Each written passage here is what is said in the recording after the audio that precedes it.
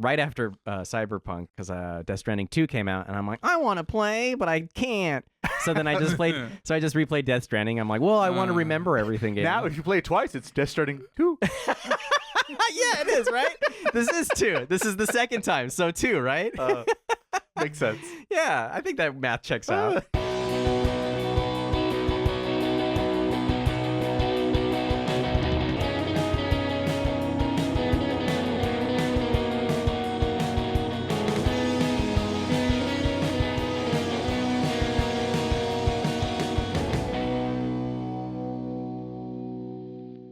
What's up, people? Welcome to the Otaku podcast, SoCal's bi-weekly anime and pop culture podcast. I'm your host this evening, morning, afternoon, wherever time it might be in your zone, Ray, aka Sourdough Shonen. And today, we'll be having a double feature once again here on the podcast, and we're going to go back to the good old 1990s and the early 2000s, because we're going to be talking about Ghost in the Shell, the original Ghost in the Shell, not the Scarlett Johansson one. No, that's not this episode, thank God. No, it's not that. And along with that, we're going to talk about Satoshi Kon's Paprika. So if you're looking for some classic anime movies to watch, you've come to the right episode of this podcast. And thankfully, it's not just the Sourdough Shonen podcast, but it's also the Ray, Andy, and Miles podcast. That's right. Andy, we found Andy. Yeah. He was lost in the closet for 9 months, apparently, but we dust him off and put him on a microphone. Was it like early January? Was it like the beginning? I feel like it was like really early. Technically, we record the episode in 2024. Oh, so it was a so it was in between the holidays. Yeah, that sounds about right. And it That's came out crazy. The first week. Damn. So it's really been like, yeah, just about 9 months. Yeah. 9 months? 9 months. Well, I'm back, baby. And I thought my YouTube hiatus was long. I know. Actually, it was longer, so I should shut up. Whoops, damn it. We're checking the numbers right now. I think he's kind of full of it. Math is bad. Yeah, I mean, How I you guess doing? I'm good. Yeah, good. Lots of. I had so much downtime this summer, and I really, I got a lot of gaming in, Okay. as I mentioned before. So yeah, and I guess I'm the catalyst for these movies because I was just like, hey, I watch these movies. You want to talk about them? And you said yes. Let's do it. Okay, cool. I love the animes. Yeah. So hey, now this is. I guess this will technically be my first anime episode. Definitely anime focus. Yeah.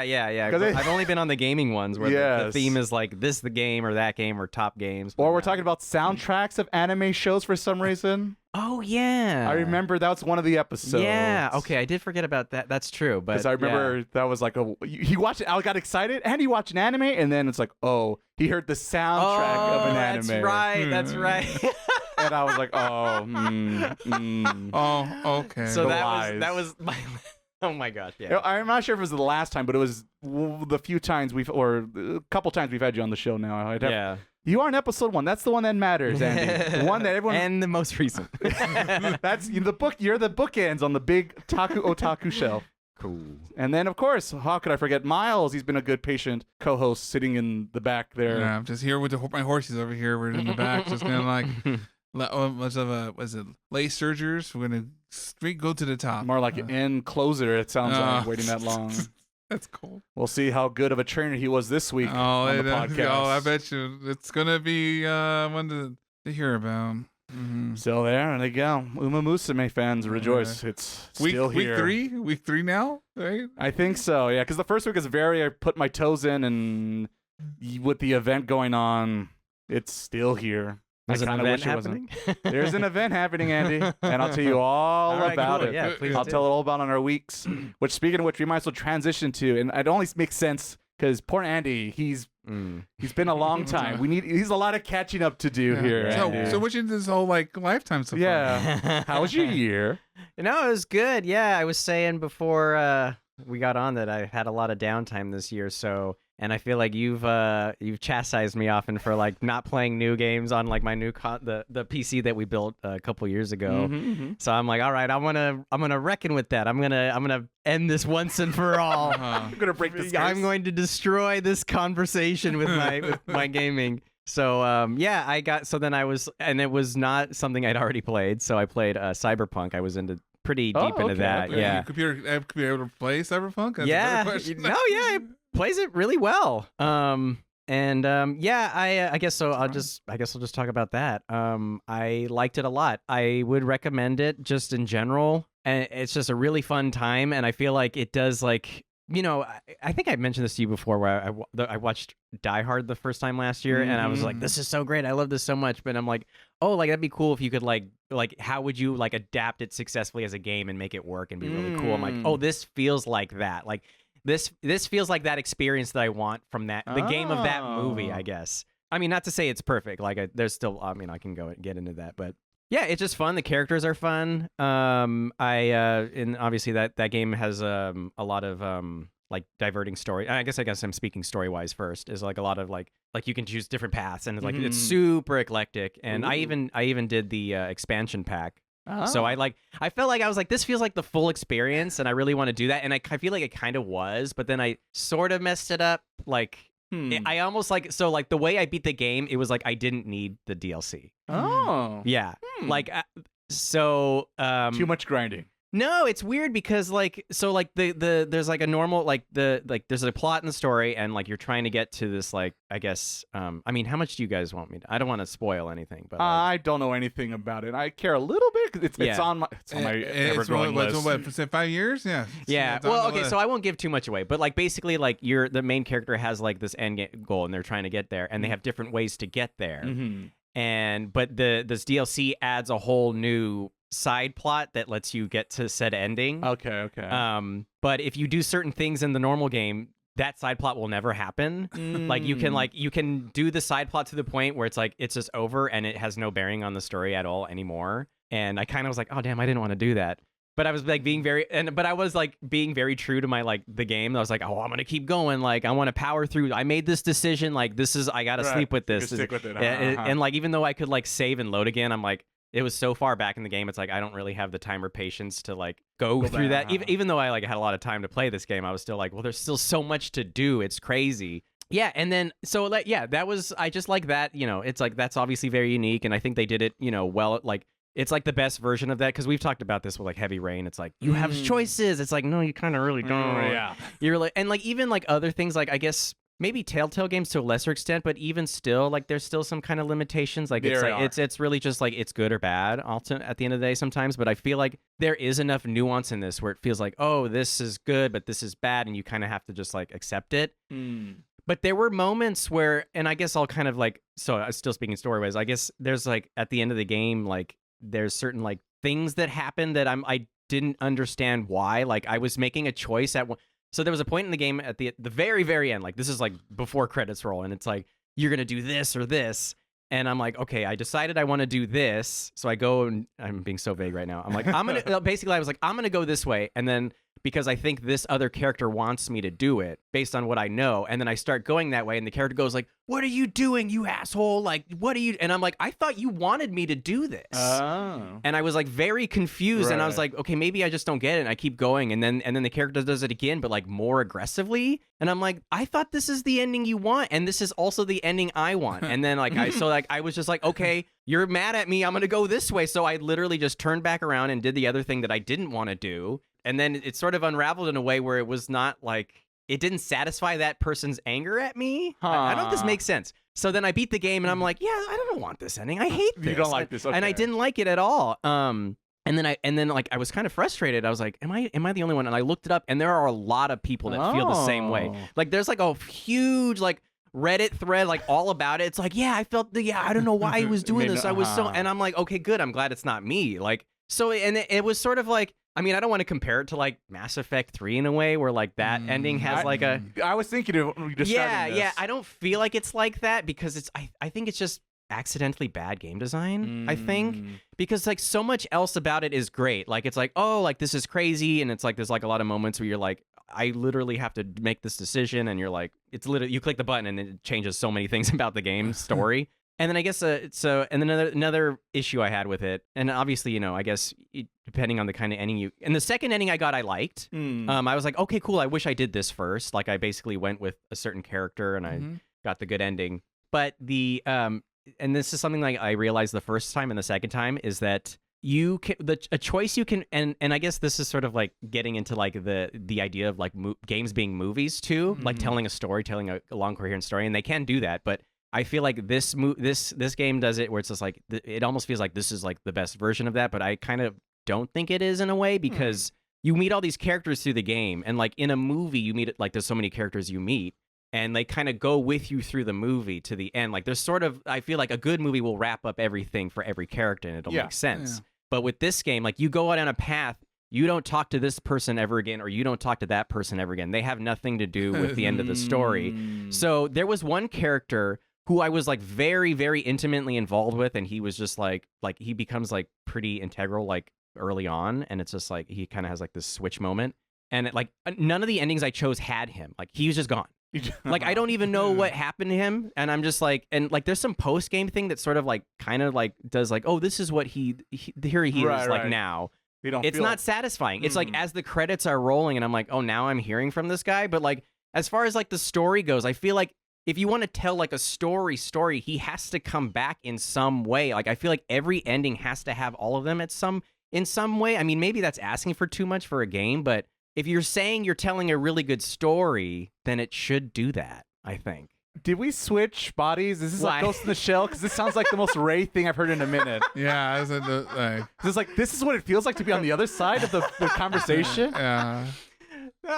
Well, classic Ray. I got there's every single dialogue because every single dialogue is I important. swear you could switch out Cyberpunk for like 3 houses over here for me. Yeah. Oh, that's Fire funny. Emblem. Wow. There's a couple games on my head right now. Well, that's why we always have the same freaking opinion, though. Like we're like, oh yeah, like I hate that movie. I hated it too.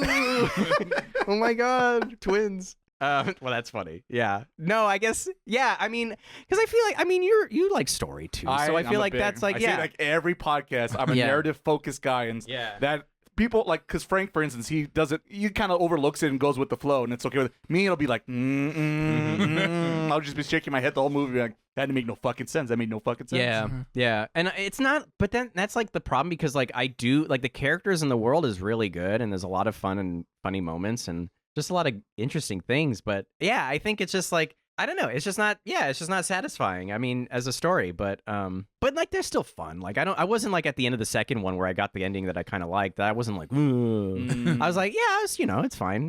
It's cool, and I feel satisfied by it. But the first one, I was like, this is fucking stupid. Like as a story, I'm like, this is a terrible story. How many endings are there? I think a lot. I think there's so. I didn't realize there was that many endings for the game, but I try my best to avoid it because I. Oh yeah, and that's like what I did too. I wanted to go in like pretty blind and be like, I don't know anything, and then like even like looking up like because I wanted to have like a full experience. So I was just like, should I get the DLC? And everyone's like, yes, you must. And ultimately, I feel like it was the best decision. I do feel like it feels more complete. Like if I think about not having that part, I could see it feeling a little more. I feel silly to say linear, but kind of a little more like a little more direct. You're like, because when I got to the I got to the end and I was like, oh, this is the end of the game. Like it's like the game kind of tells you it's like this is the end of the game. Your decisions are after this point, like set in stone and everything. Do you like that when a game tells you, like, hey, by the way, this is the ending, just to let you know? So if you want to do any things, or do you want to be like, oh, fuck, this is the ending? That's a good question, because I feel like, I don't know. In a weird way, I think I actually prefer it to have it if it's like a multiple choice kind of game situation. Obviously, when it's a linear game, no, because I just want to, Yeah. So that's the surprise. That would be the one time I feel like I kind of contradict myself a little bit on that one for some reason. I like to know, so it's like, okay, let me go see that little sight line or this or this, that before we call it quits. Yeah. Because, but it depends, all right, because Breath of the Wild or, the Tears of the Kingdom game where, like, do I need to find all the little seed guys, or do I need to help every little town and pick up every damn sign that guy just can't lift up? I did that way too many times. I love that you did it one and stopped, and I'm like, I should have done that. Like 20 rubies, you're not worth my time. No, it's not. Absolutely it's just like not. The worst mini game. And ever. you get a little sign if you get all of them done. You get here's $5. I'd rather have the shit. Get your brother. Where are you? I love we could just say the sign and we all go. We all remember. It's like telling like Vietnam story. Remember that time in the battle? Oh god, I should never have talked to him again. No, to me, I feel like I like you suggested. I also like because when they tell you about that, this is the ending, because like usually a lot of like Yakuza can tell you like, okay, before that's a good example. I was like, yo, we're getting to the climax. Like, this is the end part. So you want to level up, or you need to still skills or stats, and that now's the time because after this point, then rolling credits. we're done. We're out of here. So those kind of games you kind of need because like especially or games in which like RPGs and that like I want to level my stats, make sure finish those things you didn't that you're interested in to finish. I don't know if did remake or the Final 7 remake or Rebirth had that. I want to say yes. I want to say they did, but I'm not 100% sure. I'll tell you my next playthrough. But yeah, no, I guess that's my take on the story aspect because I feel like that's huge to it. Oh, and Keanu Reeves is great. He's so funny. Like he's a lot of fun. Like he's just kind of like this asshole that like is around you, and you can kind of like choose how you want to engage with him. Which is like samurai. That's like literally all I know. Yeah. And him like smoking. And that and what did he say? No, you're beautiful, or whatever the line was from the convention.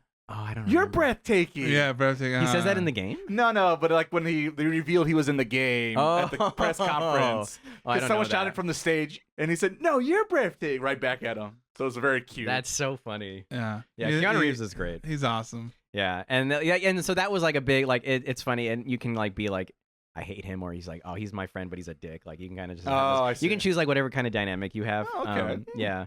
But yeah, and then the game, I'll talk about the game in a little bit. The gameplay is really good. It's there's sort of like different styles you can do. Like, it's first person, and you can do like hand to hand comp. Like you can obviously you like can be like I want to shoot like that. My primary attack be shooting or punching, or you like they have a samurai blade in the game. And you can like dash around. You can do like crazy like Dragon Ball moves like and like use your sword and everything, or just punch them. Or just be really good at shooting. And I just kind of chose like the generic. I was kind of like doing, I don't know why, maybe because I like Metal Gear Solid, but I was like, I'm going to do the stealth. Like I'm like buffing up my stealth and then like being really good at like fighting. So like I'll sneak up on them and like hit them really hard with a punch.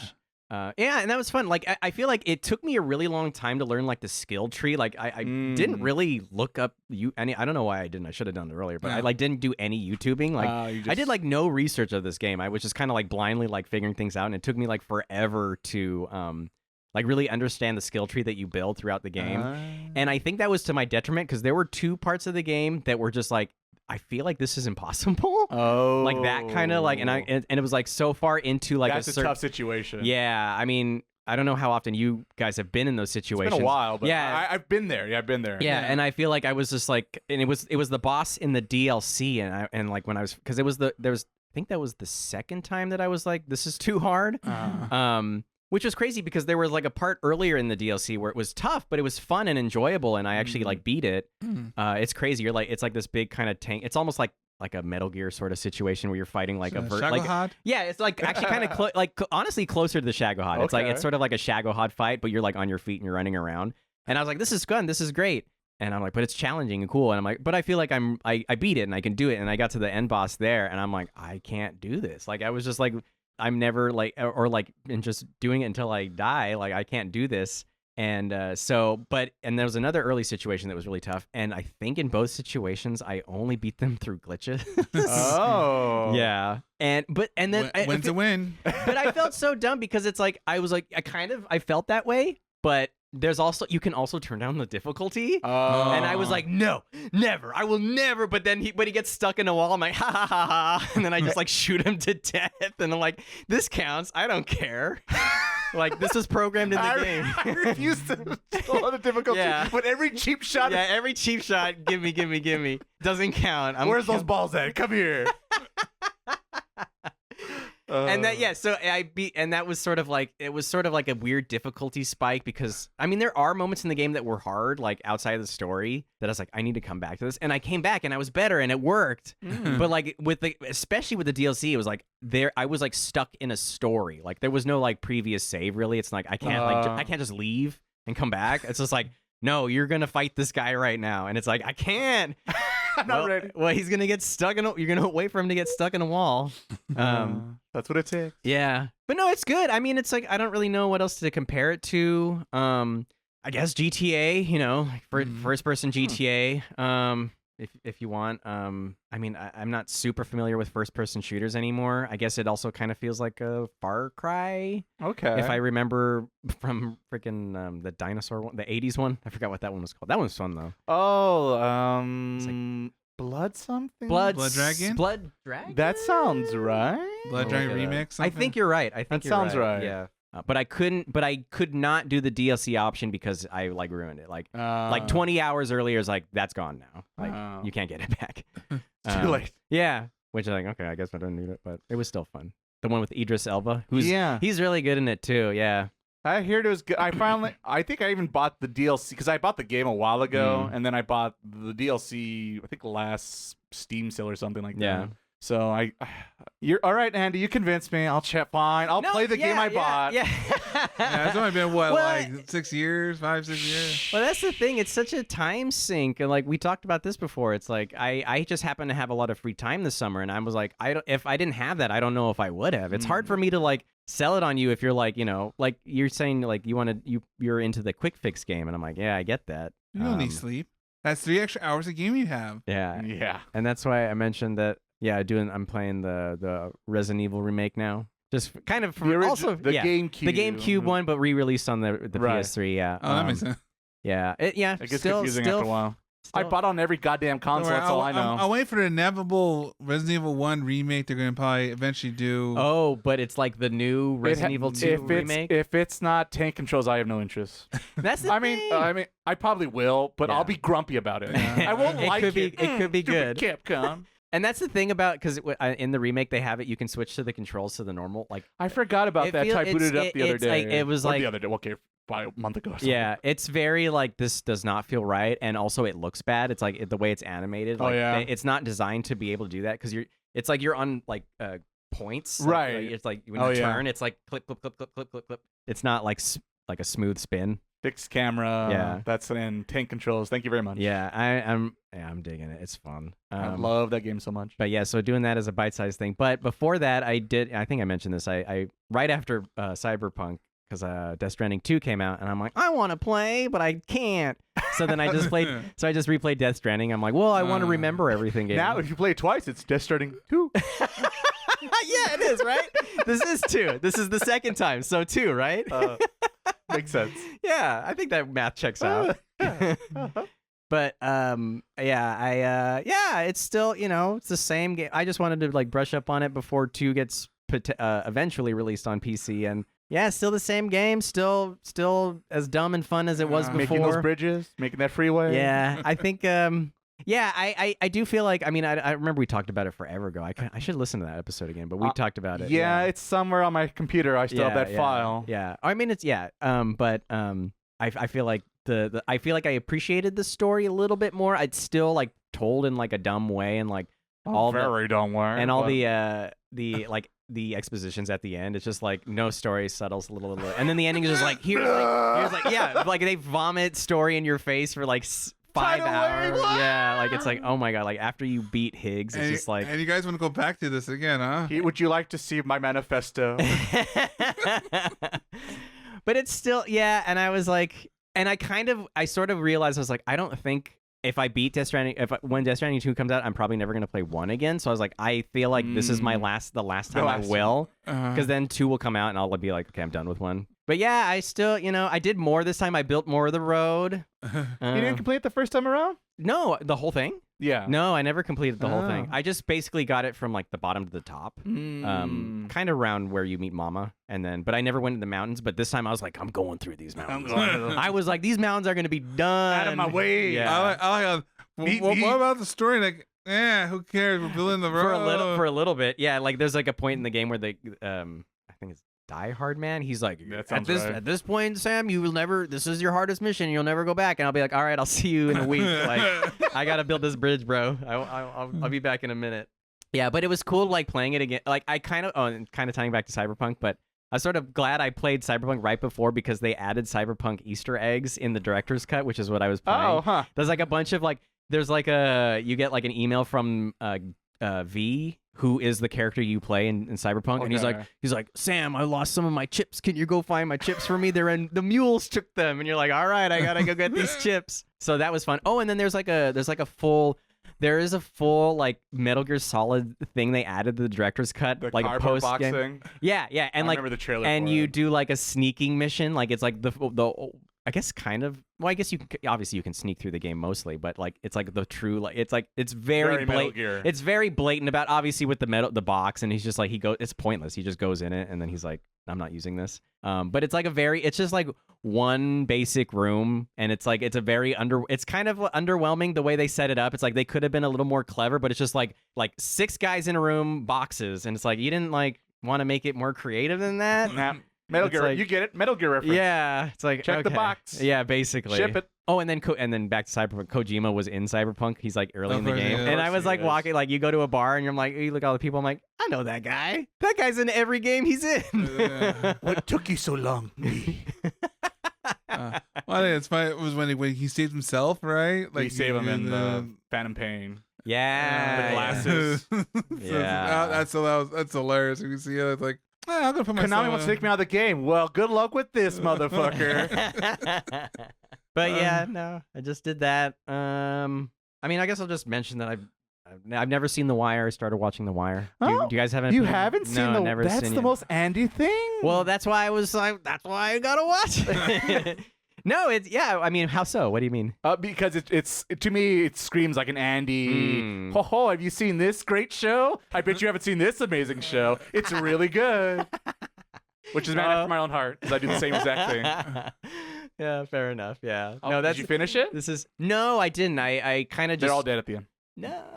Yeah, no, I'm on episode like 6 of the first season. Oh, so I you mean, just yeah, I'm super duper new, and I've been kind of going it through a little, just because I've been watching an episode and then like watching some movies, just like in the last few weeks since my summer's been wrapping up. I will say this before I forget. Stick with season 2.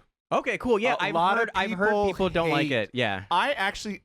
Is it as good as the other seasons? No, it's easily the weakest season. I thought it was still fine, but people hate that season 2. Okay. Yeah, and there's like a stand-up comedian who has like a whole bit about how he says the second season of The Wire is it's Hannibal Buress. He's hilarious, but he has a bit about that, and I'm like, oh shit. So and like that stuck with me, so I'm like keeping that in mind. But no, I like it. Yeah, it's very slow and methodical, and that's the thing I like about it. Like this feels like early prestige TV, where it's like it's not like trying to be like cliffhanger every episode. Yes. It's very thoughtful, very methodical. Every character, like so far, I mean, every character is so well rounded. Like they really focus on everybody, and they do it really well, and it makes you like you're like, oh, I hate this guy, but then he does this like the guy that like he pistol whips the kid in like the early episodes, but then he like comes up with like he's like and then you're like, oh fuck that guy, but then later on he comes up with some like he discovers like what the drug dealers are like they're coding for their phone usage, and he's like, oh, and he kind of redeems himself, so it's like, oh, like they all kind of, and like McNulty, he's like a cool kind of cop, like it's like a bit of a asshole, but he's like driven, and Cool he's like, asshole. yeah, but then he's like a deadbeat dad kind of, but he Yeah. still loves his kids. I don't know, it's very, I mean, I'm still pretty early, but I'm trying my best not to spoil anything. Yeah, 'cause I just want to do like jokes, but I'm like, these are spoiler jokes. Yeah, I don't want to. Yeah, because I really am liking it. Like I do like what? Oh, I wanted to Google this, but I'm just gonna ask you, what's the best season? Ooh, that's been a minute. And say nothing about the show though. I know, right? That's First the season that season. McNulty turns into an alien. Yeah. Yeah, it gets really weird. Then Mulder was there and Scully showed up. It was crazy. Alien spotted in Baltimore. We got to go check it out. And there's the smoking man. And then Walter White shows up. Yeah. We got to cook for the alien. And then there's the Red Room.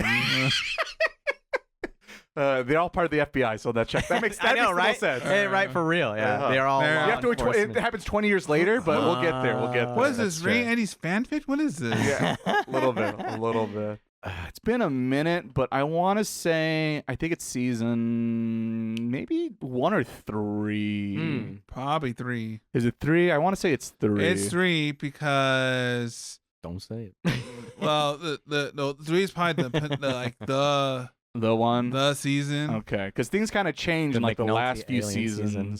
and very good show, very good show. I'm gonna cut myself off. It's a good show. Yeah, because I was sort of like You're not gonna walk on the wire. No. I wanted to kind of get back into Sopranos because I watched it and I sort of like I kind of bailed, like not because I didn't like it, but I was like, I'm not in the mood for this. I was like, you do have to be in a mood for that show. Yeah, and I was like, do I want Sopranos or what? I was like, well, I already kind of gave up on Sopranos once, so I'm gonna try The Wire now. And then I'm like, okay, I think I made a good decision. Using the HBO subscription, I see. Can I just say that I borrowed the box set from you, and that's how I'm watching it? Let's go with that. Put that in post. Yeah, edit it out. Put a clip there. It's like No one will notice. Yeah, yeah. I feel like I've been talking enough. That's Anything else you want to get? It's been 9 months, Andy. yeah. Well, Oh, gee. Well, that was month number well, one. now that I count. That was month one. Yeah. So month 2. That was Valentine's Day. Right. Oh, have you? I know you. I feel like I'm more into this Weapons. Have you seen the movie Weapons? I don't know if that's like. I don't think I've even heard of the movie. Wait, did you watch Barbarian? No. No. Okay. My Yeah. movie game's been poor this year. Okay. Yeah. Because I I feel like games are bad. Yeah, pretty much. I feel like yeah. I mean, and maybe it's like well, it actually did really well in the box office. But I feel like it's one of those like ooh new horror like I know.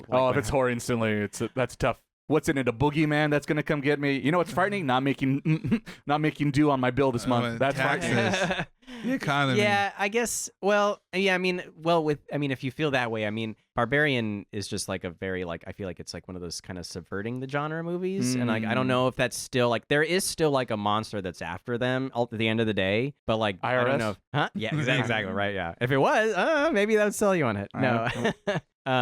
Yeah, I mean, I guess it's just they're just like both really good. Same director. He's from like a sketch comedy group from like the early thousands, The Whitest Kids You Know. Yeah, it's just kind of like I never watched it growing up, but like I like learned about it later. I'm like, I watched that like in it's like one of those things you watch on like old YouTube or whatever when you're really young. Yeah, it's like he was on it, and then he did like Barbarian, like I guess was one of his first movies, and it was very like it's like a horror movie, but like there's sort of like a big twist, but like a genre twist in a way, kind of like I guess Cabin in the Woods. Okay, that was the only thing that was clicking for me. Yeah, do you like that movie? I do like that movie. Yeah, so I mean, but that's because that movie is self-aware of the horror genre. That's true. So that's why it works for me because that's how I kind of perceive it. Yeah. And it tries to make it spooky in other ways, I guess. Yeah. Well, because at the end it just becomes a splatter fest. It's not really a horror movie anymore. That's also true. I mean, it's just I mean, I don't want to like say too much, but yeah, he did. Halloween's coming, and that usually for whatever I give into the holiday spirit, and I'm like, all right, what's the best horror movies from the last few years I haven't seen? Then I'll like start watching them. And Capitalism, a love story. Yeah.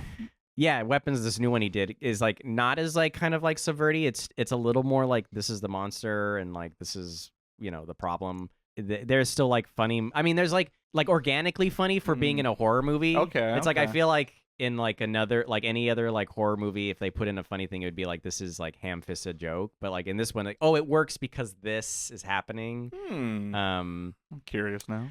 But I did like it. Yeah, I watched that in theaters. I hadn't seen a horror movie in theaters in a long time, so yeah. No, I think that's that's it for me. All right, those are the big uns, I would say. All right. Well, something to add to my list, that's for sure. Alrighty, Miles, it's your turn, brother. What do you got for us this week? Let's see. I'll bring back to the present. So I guess the Nintendo Switch 2 version of Kirby and Forgotten Land just came that did out. happen. I've been waiting. I thought it was going to come out when it started. I read it wrong. It's pretty neat. It does run a better frame rate. Shock to nobody. Yay. You can see more of the background. So like a lot of because it was like always kind of blurry, kind of, but now you can see more details further out. The power. Because it's a whole perspective and things like that. But along with the upgrade and actually quicker loading times, thank God. So it comes up with a DLC with Star-Crossed World, in which you revisit old levels you did, previous levels you did, but no, so basically meteor falls into the land and causes weird like crystallization. So the land changes, names get stronger and they change shape. Okay. And but you go to like a level of you go to each like certain levels, which like there's like pretty much remixes of a level of old levels. Of old levels. Okay. So the path you normally take, if you go the other way instead. Whoa. You're doing this new path, but you can see the old path below you. Mm-hmm. So it's kind of neat. Not many new power ups and upgrades, and a lot of like well, it's a lot more of saying like you collect little crystal guys, and you're supposed to I guess still like I guess like a devilish heart, I guess, like because every girl gets like there's like a lot of like darker subtext if you really like look into it, I suppose. The Kirby lore as they say it, and the weird because they have new like mouthfuls which are like the because some Kirby partially like eats things I guess or like swallows things. Oh yes. So like it's a light bulb, a car. I think when like you turn to a rocket, and so like new mouthfuls, I guess you can do. So that's kind of neat there. you like turn to a spring and you can spring up and down. So a lot of that. No, all the power ups. There's not really new power ups, which I'm kind of like, it's kinda- So, but did you play this from scratch, or did like you keep your old save file and you build it upon that? Yeah. Because you can play the original game from the original game the way it is, and then this is an add-on. So it's just all the add-on stuff you're basically talking about. Okay. Yeah, because there's 7 lands, so you get like 2 new levels in every land. So not many, too many. There's like 14 new levels. The game we're like 5 levels each land. So it's like a little add-on. But you see the graphics, Kirby in 4K. How much is this upgrade? I'm assuming it's an upgrade path. Yeah, it's an upgrade path. So you could buy it. There's no Switch version too, like for $70. Right, if you don't have it at all. Or like I buy the game because I got it when the game came out. It's $20. Since Nintendo, you get a DLC also included. It's an upgrade and DLC. Yeah, because there is a difference. Because like certain games, there's an upgrade. It's like $10.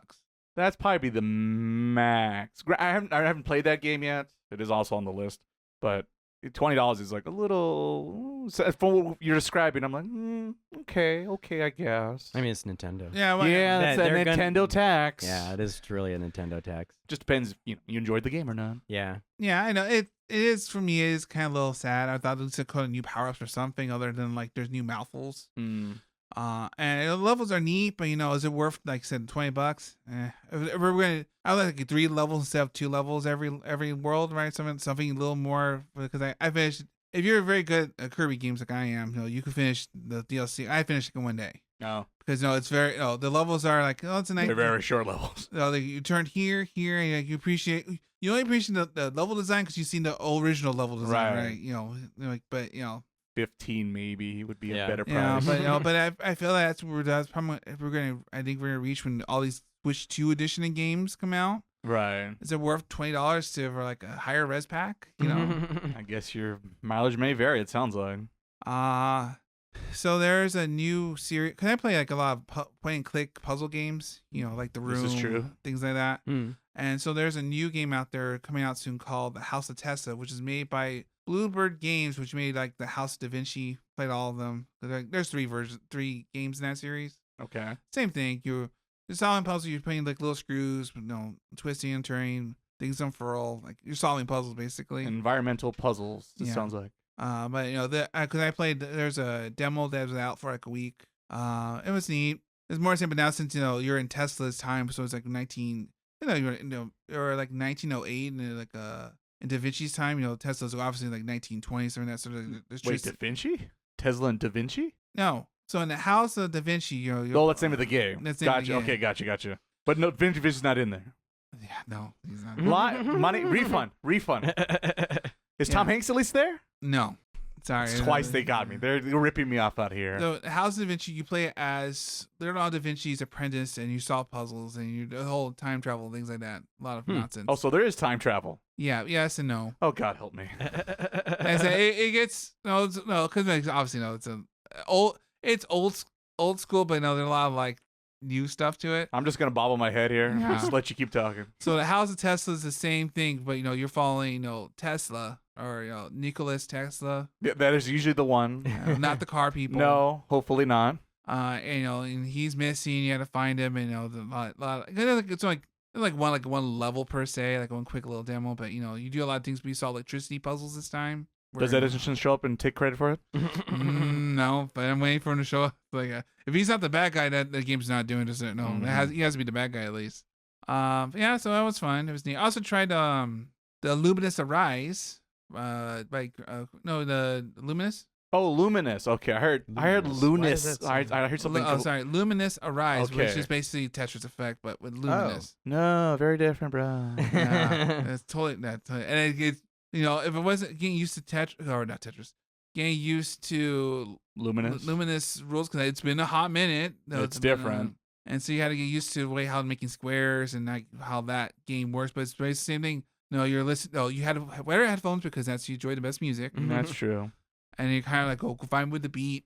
A lot of the like creative games always does a lot of like here's imagery of like skulls, dolphins, like a lot of like weird like. But that's always that guy's style. Like techno, because do you like Rez? I imagine. Yeah. I was like, yeah, I do. If we're And doing that's the this, thing. It's not a bad aesthetic. It's weird, but it's not bad. yeah, but it was funny because demos only last also for a week. Oh, time demos. That's like a thing now these days. But it again comes out in November. They say it comes out in November. Oh, So okay, I guess it's one of those. I appreciate the game. I didn't get into it though. Wasn't that like a PSP launch game? Yes. Okay, that's what I was thinking. That's I was that looking game. it up. And I was yeah, like, because I think it's this been a is what that long is. time since anyone made a Lumines game. Yeah. For a while since. Huh. I wouldn't know. I just remember the PSP one. Yeah. But it's been a hot minute and it's coming back and say, oh, this guy's doing it again. He's doing this again. Okay, we're back in. Speaking about puzzles, so let's go talk about Umamusume for a hot second. Yeah, it's puzzling Miles. All right. Puzzle me. So week 3 of this nonsense, I think I finally figured out how to run late surgers after 10,000 years. This is the horse game. This now? is the anime horse girl game, Andy. This is what I've been waiting This is for. what the people are. This is what the people came for. This episode of the podcast. Yeah, everyone perk your ears up. Wait, what's it called again? I need to look at this. Umamusume. Pretty Derby. Pretty Derby. Pretty really? Derby. That's so funny. Pretty Derby. Pretty Derby. That's the name. Oh my gosh, that's hilarious. So like I said, it was right now, of course, brother, there's basically the wedding event. The wedding event. I don't know how. I'm not sure what the official. It's like I want to say Rumbling Hearts, but that's an anime, but it's something like that. And somehow I managed to pull both wedding horses. Congratulations. I know that. I don't know if I won or lost because. How much money did you spend? I guess that's how you know. Because I was trying to get. Notice he dodged the question. Well, I was trying to get the other one before Narita Bryan. Go previous. the previous banner event. And I said, well, I should pull. So, no, let's try this. And to me, I feel like I want more runners than card support because card support. Because I already got Super Quick Race, so like I don't really need You got your mommy? You happy with your mommy? They got the mommy. I like how poor Andy's like, what's this now? Inside lore. Poor Andy's puzzled. I'm like literally on the wiki right now. I'm at gameplay and I'm like, okay, interesting. So sorry, go ahead. But what was No, nothing. I'm too busy looking at your face for reactions of this nonsense. This is like someone almost like a comparison of talking about Lolly Lily Low, the Shago Hod, and everyone being like, what? Right, as a non-Metal Gear person. Like trying to have that conversation with somebody in the same room. Like, no, let's see what Andy thinks about this. Go. Let's see how his face could contour today. Wait, so I guess what's the gotcha element of the game? You pull for the horse girls and the support cards that go with the horse girls. Oh, so it's cards that you're getting. Yes. Okay. Because you need the cards for your racers to go faster. Certain horse girls are better at certain things than others. Like, you get like beginning stats. So the options, you want to get sport cards to kind of upgrade those stats so you can win races. And also unlock certain skills that will help you win those races. So basically, the big gameplay mechanic of this game is basically a visual novel mechanic. What the hell? Yeah, it's basic visual novel, and you're just reading the text, and you're a trainer training your horse girl to become the best horse girl of all time, basically. And you have 3 years to make her a champion. And each choice you make, so every day, it's not literally every day. It's kind of like, I don't know, well, 3 months. It's so like in Persona, I don't know if you know Persona or not. In Persona, you basically learn about every day in the calendar year until you complete a whole year, and that's Persona. It's kind of like that, but versus playing every day at a time, you play like, I don't know, like 2 weeks a turn, but solely time is moving forward. In those 3 years, you have to level up your horse to win the role. And in every day or 2 weeks, you make a choice of what to do. Either you can race your horse, which will help you get you skill points. You can train them, which will help them level up their multiple stats. There's like 6-8 different stats you have to level up. And depending on your horse, you want certain stats more than others. So there's your RPG element, obviously, there. Or you could do like recreation stuff to bring up your stamina, because every turn you take to train in a certain skill, that takes energy, and then you got to recoup that energy so you can keep training, keep racing. And her mood, because she gets kind of moody. And she can be moody, so you have to keep her happy sometimes. You're lucky you get, and that's where the support cards come in play, because support cards will help you boost certain stats. They'll allow for certain events to occur, which will unlock certain skills, will improve their mood, and do different things. So it's an RPG with a visual novel mechanic, basically. Interesting. And they want you to pull for those new horse girls that may or may not have new costumes. and the support cards to help them on their journey to do that. And if you want to be like a pro at it, because at some point, if you keep playing the game, you'll be able to play player versus player modes online, which then of course gives you new points and lets you keep increasing. You have to unlock that? Yeah, because I guess that makes sense. you need to be competent to know what you're doing in the game, so they lock it away for a little bit. I am not. That makes sense. But it's not like it takes a long time, but it really wants to make sure you understand the mechanics of the game, because with each Horse Girl, they have different storylines. So if you care about story, there's different stories. But the thing is, they have different races because there's sprint, mile, medium, and long races. And it's just literally how long the track is, and each girl does slightly better with certain distances.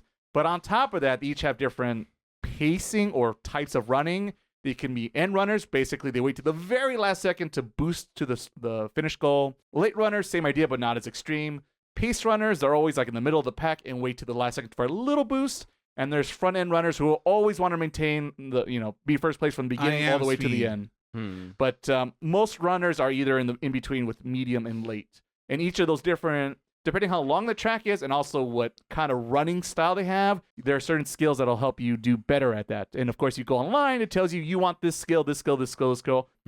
So it can be quite the number, min-maxing skill, RPG, me nerdy, I want to be the best whole school trainer of all time. And how much you like to deal with the random numbers. And it's also random, because there are some runs, you'll be perfect, you'll get like great hits, because if you keep leveling up with the support cards, you'll get higher friendships. Higher the friendships, the more skill points you can get, I call them rainbows, because it has a little rainbow effect on the icon. So instead of getting like 10 speed, you'll get like 20 speed. And if you have like 4 girls who are runners and they're all land on the same place on the same time, it's like, I don't know, like landing on a hotel on Monopoly or something. It's like you struck gold, basically. Yeah, you get up to like 75. You could literally, get, because more, if there's no one there, you get like 10 points. If everyone's there and they're all rainbows, you get like 100 points. And that's basic what you want. But it's all random. So you could keep running the same horse girl the same way with the certain skills, and your stats might be totally different just depending on, luck of the draw for each turn every year. And there'll be times where you'll have the same stats, the same skills. How'd you race? 10th place. You do it a second time? First place. So it's random. Yeah. So you got to be able to cope with that. Yeah, that sounds like it's not for me. No? It's already got anime aesthetics, so already it's that's an uphill fight already for Andy. No, I guess it's what I think it truly like game, like, I mean, it's always the gameplay, really. It's like, I feel like if it was like, I don't know, if these if these horse girls were like also in a stealth sneaking mission, I might be like, I'll try it, that sounds fun. That's later on. I think she's coming. She's still coming. That's the next DLC. No, it's really just like that number stuff. I don't know, that kind of like, for a game that and I feel like I don't really have the same relationship with you as RPGs, because I guess I'll mention You're a smart man. I guess I'll mention really quickly that I was also kind of dabbling in Advance Wars, because I'm like, I want to like give it another shot, because I hadn't played it since I was little. I'm carefully no, and I like, and it's I enjoy it, and it is good, and this is the first one too, and I like how, it. like Ray's like, okay, right, like Lamai's trip. I was cringing a little. No, it's very good, but I think my relationship with that type of game, and I guess because that is like a numbersy kind of game, like, I mean, in its own way, yes. But it really is, and I think I'm put off by that because, well, maybe this is I guess probably more specific to Advance Wars, but like I kind of dread playing the next level because I'm like afraid in a way. Like I'm like I have like a fear of like I think I'm supposed to like just, it's so basic. I'm supposed to defend one thing from blowing up before like 10 turns are up or something like that. I'm put off by it, and I tried it a few times, and I didn't like it. So like I feel like I don't know, like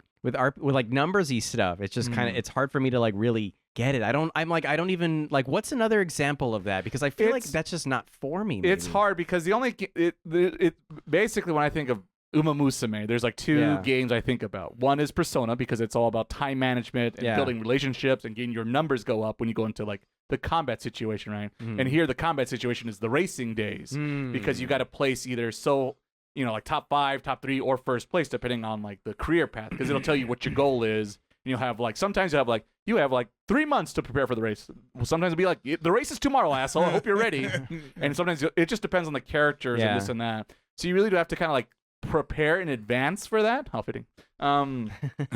You have to be willing to lose. And also, so yeah, it reminds me of Persona. It's kind of like Hades in regard to, like I said, because it's so random, there'll be times you'll have perfect runs, you'll feel like a genius, and times you'll do the same exact thing, and you'll look like you've never played this game before in your life. Yeah. And so you just have to willing to accept, I'm going to lose. I'm not going to get far.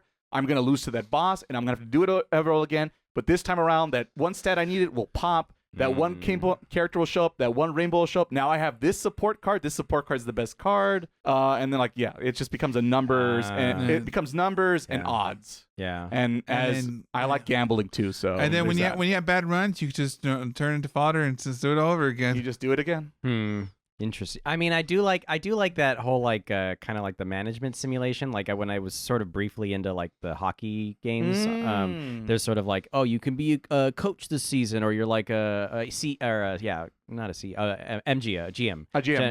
and you'd be like, oh, and you buy this player or whatever, and then you kind of advance it. And I always like that, but I don't know, like I could, and I feel like that was still a little too like, I don't know, too numbersy in its own way. Like, yeah. I don't know. Yeah, I just don't. I actually think this game's for you. No. Yeah, am I going to try my best to sell it to you? No. I'm going to try.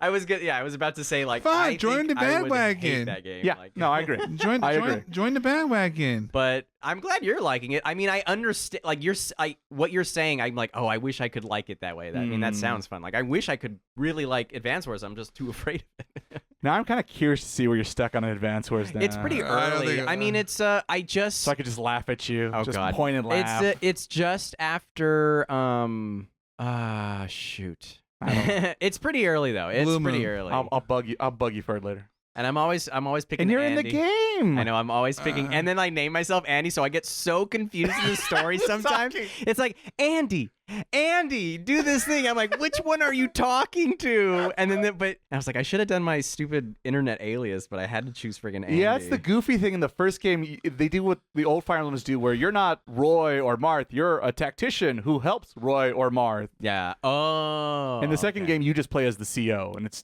nice and simple. I forgot about that. That's why in the first game it's always a little fuzzy. Ray, do you ever went back to the remake they did? Oh, I played both campaigns. Yeah, still didn't care for it. Yeah, I don't like. I saw the remake. I don't like how they did it visually. I don't. No. It looks bad to me. I don't like it. Yeah, I'm like, this is like I talked about on the podcast. The visual. I feel like I remember you saying that now. Like as we're talking Definitely about it. Year one. It's like the visual is like part of the game in a way. Like I just love the GBA. Yeah, like this is like what we and then it's just like it looks pretty bad. Yeah, they really oversimplified it. Way oversimplified it. Yeah, I'll give it. I mean, anyway, I kind of interjected. We went everywhere. We're flying today. So I guess to sum it up, I did figure out back to. Did you get your horse girl, Miles? Yeah, because I was confused between lace surgers and pace chasers. You know, like laser, because like I feel like with lasers you need more power. You need more power. More power than stamina, but I always feel like stamina's like worthless unless you're a front runner. From my experience, I don't know what stamina's for. Because I always get confused with when the longer races, right? When you get like to like the Armacan. Yeah, poor Andy. The Armacan or like the Shadow Moses Island. Yeah, translate. Let's translate. If you put it all in a Metal Gear context, like, oh, this is the big shell. Yeah. That's liquid. That's liquid. Yeah, there you go. Oh, so for some reason I thought they were like kind of like they're actually like original characters. They're based on actual real Japanese. Well, not all Japanese, but a lot of them are Japanese racehorses. Real horses. Real horses. And a lot of the character designs and personalities are reflected in the real life counterparts. That's crazy. And then, of course, there's other horses from around the world. And so, of course, in the narrative, like, oh, this is the German horse girl. This is the There's really a cowboy, like... Cowgirl. Yeah, she's a cowgirl. And she's, like, the American because she breaks into English. Because, you know, the game's in Japanese. Yeah. And so it's like, America. And she carries pistols because America. She's like... Female Ocelot? Sticking to Metal Gear? Oh, yeah, that too. Yeah. Yeah, I said, but they all have unique personalities. You know, narratively, they're all similar to each other. I guess depends on the storyline. I guess. Yeah. So because I've been running a lot of because of the event, running a lot of my Top Gun. A lot because you get the extra event points, which is a different set of points to collect. Yeah, for these 2 weeks only. Yeah, but then I know you got the Goofy Princess, Kawaii Princess, that card, which is like you get 30. My Sephiroth Aerith, you mean? Yeah, Sephiroth Aerith. Yeah, literally Sephiroth Aerith card. Yeah, huh?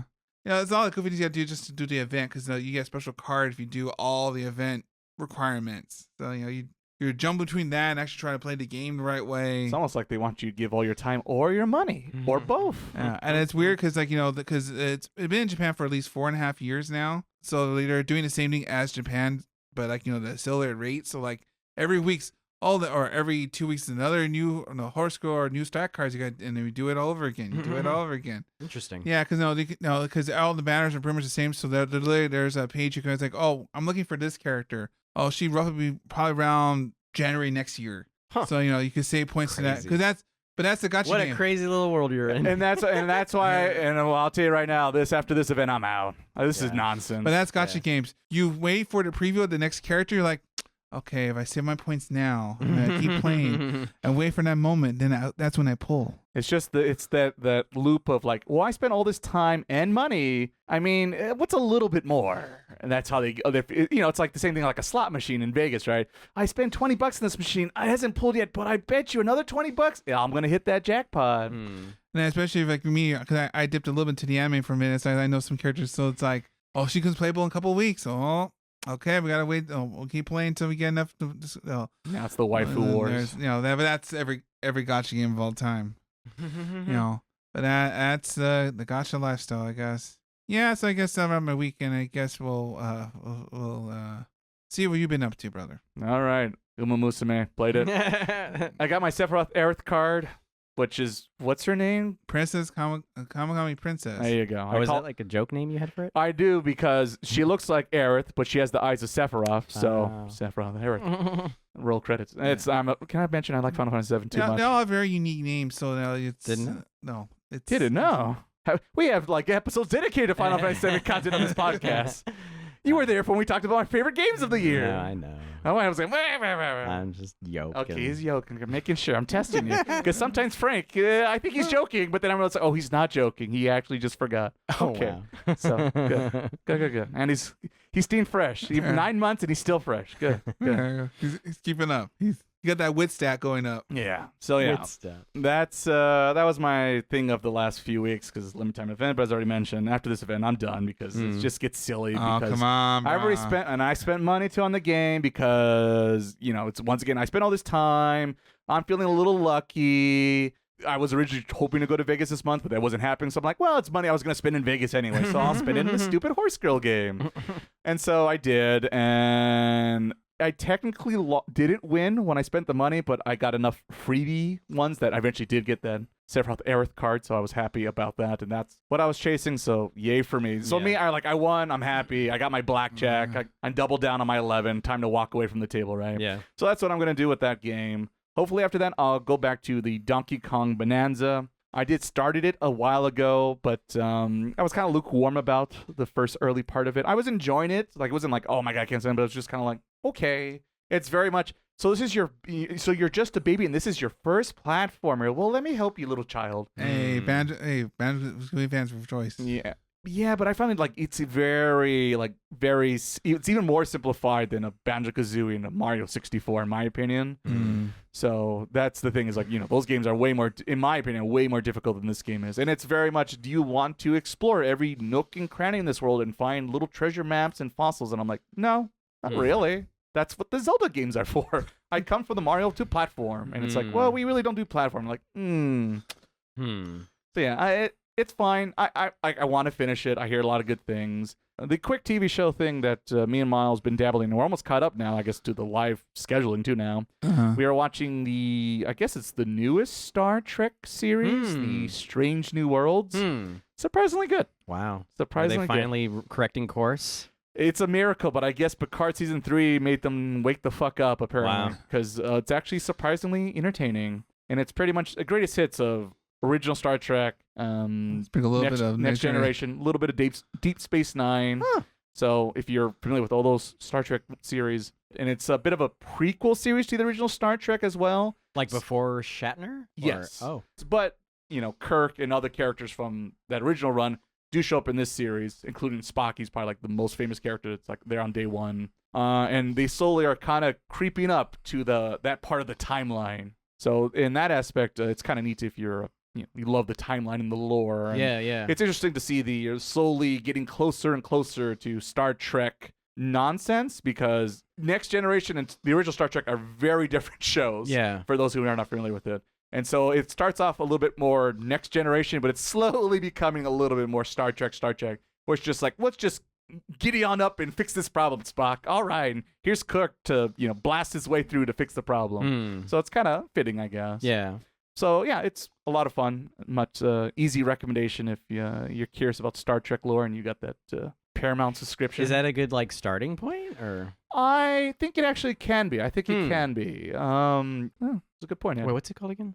Strange New Worlds. Strange New Worlds. Okay, That's what it's called. that is interesting. It's surprisingly good. So that's my recommendation, TV show wise. And the last thing I'll promote here on the podcast is the other thing I've been working on for the last few weeks now. Before this podcast comes out, I'll have a new video posted on my YouTube channel. In celebration of my 10-year anniversary of doing YouTube stuff. Nice. And I am going, because like I said, I was like, because it's not done yet at this moment of recording, but it'll be by the time that everyone's hearing this episode. Magic. So yeah, power of editing, let's say. I am going back to my most popular video on the channel. For those who don't know, my most popular video on the channel is a little anime show, which most people have never heard of, called Nanbaka. At the time, it came off as a very silly comedy show. Basically, there was these very wacky, over-the-top prisoners who are stuck in like the world's toughest, craziest prison because they're all the worst criminals of all time, but they're all just weirdos and having shenanigans and being silly and breaking out of jail. And there's like their guard captain who's like always chasing them and like, God damn it, you fuckers, I told you to stay in your damn room, and every time. And they're just like, we just wanted to go get breakfast. What do you tell you? It's very, very silly. Yeah.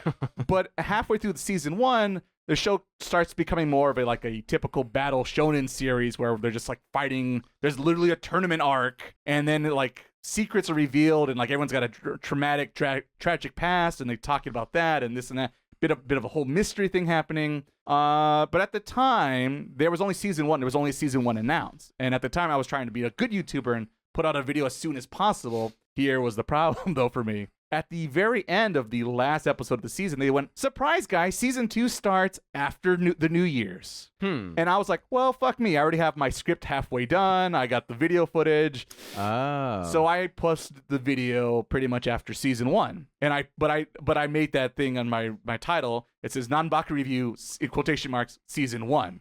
Because I didn't know season 2 was coming out, right? Because I already had my heart set up, like I'm gonna, put this video up before I think it was the end of the year, or very beginning of the next year, because it ended, right before Christmas. And so I put that review out, and a lot of people are kind of like, to be fair, they were pretty fair. I've had worse comments on other videos, and a lot of people said, "Oh, you need to watch season 2. Season 2 is where it's at. That's where the magic happens. That's where the serious stuff really matters, and this and this and that." And I was just kind of curious in the back of my head, like, I wonder if that's true or not, because I never saw season 2, because I put out that video, because I think at that time I was already working on my next video right behind it. At that year, I was like, focus on being a good YouTuber. I haven't done that in a minute. So yeah, I never thought about it, but I figured 10-year celebration. It's my most watched video on the channel with over 10,000 views of a show that like really wasn't popular at the time. I don't think. I just thought I remember because the character designs really stood out to me. So I'm like, I'm gonna pick this show, and that's my whole thought behind reviewing it. So like I said, I was a little harsh to it because I thought it was funny, but then the comedy disappeared and became pretty much a typical action show. And so that was basically my quick review at the time. Plus my reviews were very short. They were more like 7-8 minutes long versus more content. I try to like more double the length, between 15-20ish minutes. So yeah, that's what I'm doing in celebration. I'm actually going back and watching season 1 and season 2 now. Oh, nice. And talk about Nanbaka and see if the people were right. And you know what? I guess I won't reveal too much because I need to tease people to go to subscribe and like over at Sourdough Show on YouTube. Link down below in this very podcast if you're interested, and see if the hype was real. Was it worth the wait? So yeah, that's the big thing going on. And then also, supposedly shortly after, this is also more future planning guessing on my part, I'll also be doing I'm finally also returning back to Twitch TV. Sadly, it's already be past by the time this podcast episode comes out, but I'm going to post it later on the YouTube channel as well, where I'm going to be talking a little bit more behind the scenes of doing my YouTube content, how it gets done, talking a little bit more myself, why I even started doing that, this and that. So a little bit of an personal interview, and along with that, also any questions people might show up and have You can ask me and I'll answer them to most reasonable degrees, let's say. So yeah, that's also going to be up on the channel. So if you're curious about that, but if not, I'll be live back on Mondays, and I'll be doing more retro style game stuff, because that was the thing I was balancing between new games and old games I want to go to, and I figured, well, let's focus the Twitch on playing old games. That way I can still put on a decent show, hopefully on Twitch TV, but also have some fun playing, games I haven't played in a minute. So that's the compromise I have coming up. So pretty much after Monday Night Football, come hang out with Sourdough Shonen over on Twitch TV. We're going to do a review of Advance Wars. All right, so this is your time for it. Let me tell you exactly how. This is where Andy went wrong right here. Andy, 3 steps ago, should have picked this character. And then we'll have his character like blindfolded. Like, let me show you how to do this the right way. He needs to have the advantage of the mountains with the terrain on his side versus against him. That's where he messed up. And focus more on artillery. Do color commentary for someone playing Advance Wars. That's hilarious. Let's go back to rewind and put the little Monday Night Football with the screen. And this is where he moved the infantry 2 steps forward, and he should have brought him 2 steps back, and boom, bow, that's where they got him. The artillery struck him down. That was bad. Check the replay again. Look at that. They never zero knocked out to no zero. Defense over here. What does he think he's doing? He's going in the mountains, think he's unscathed. His HQ undefended. There's a helicopter right over there that he has not taken into account. It scares me. I get scared. I don't know what to say. It's scarier than survival horror sometimes. Apparently. Oh my goodness gracious. So look forward to all that and much more over on the various places I do other internet things. So that's my spiel, my sell this week. And that's it for my week. All right, gentlemen. Who's ready to talk about some old anime movie? I am. Ooh, good let's go back to the past. Let's go back to when things were a little bit nicer out there. Perhaps. You thought Nanbaka was old. How about Ghost in the Shell? G1, which, let's say age pretty appropriately. I bet you some of the developers of Cyberpunk might have watched this movie. Oh yeah, there's some very blatant parts. There's one I was seeing I think I was just seeing a clip from the movie, and I'm like, this is exactly like that part from Cyberpunk. Wait a minute. And I think they it was that part was very knowingly this is from. I think it's this. You're fighting an invisible enemy, and she's kind of flashing, and you have to and it's there's the water, the low water. If it's invisible, it's from Ghost in the Shell. Yeah. I was like, oh, yep. This is I know what this guy saw. Yeah. All right, so we're gonna talk about the original Ghost in the Shell. I think it's 1994, something like that. Yeah. This is, like I said, very influential anime that definitely helped make anime, especially out here in the West. It was like that, along with Akira, I want to say. Yeah. Those were the big things that got people what's this anime all about? And then later on we got our Dragon Balls and our Sailor Moons and everything else. So Ghost in the Shell, the little plot synopsis here for those who are not familiar with this title.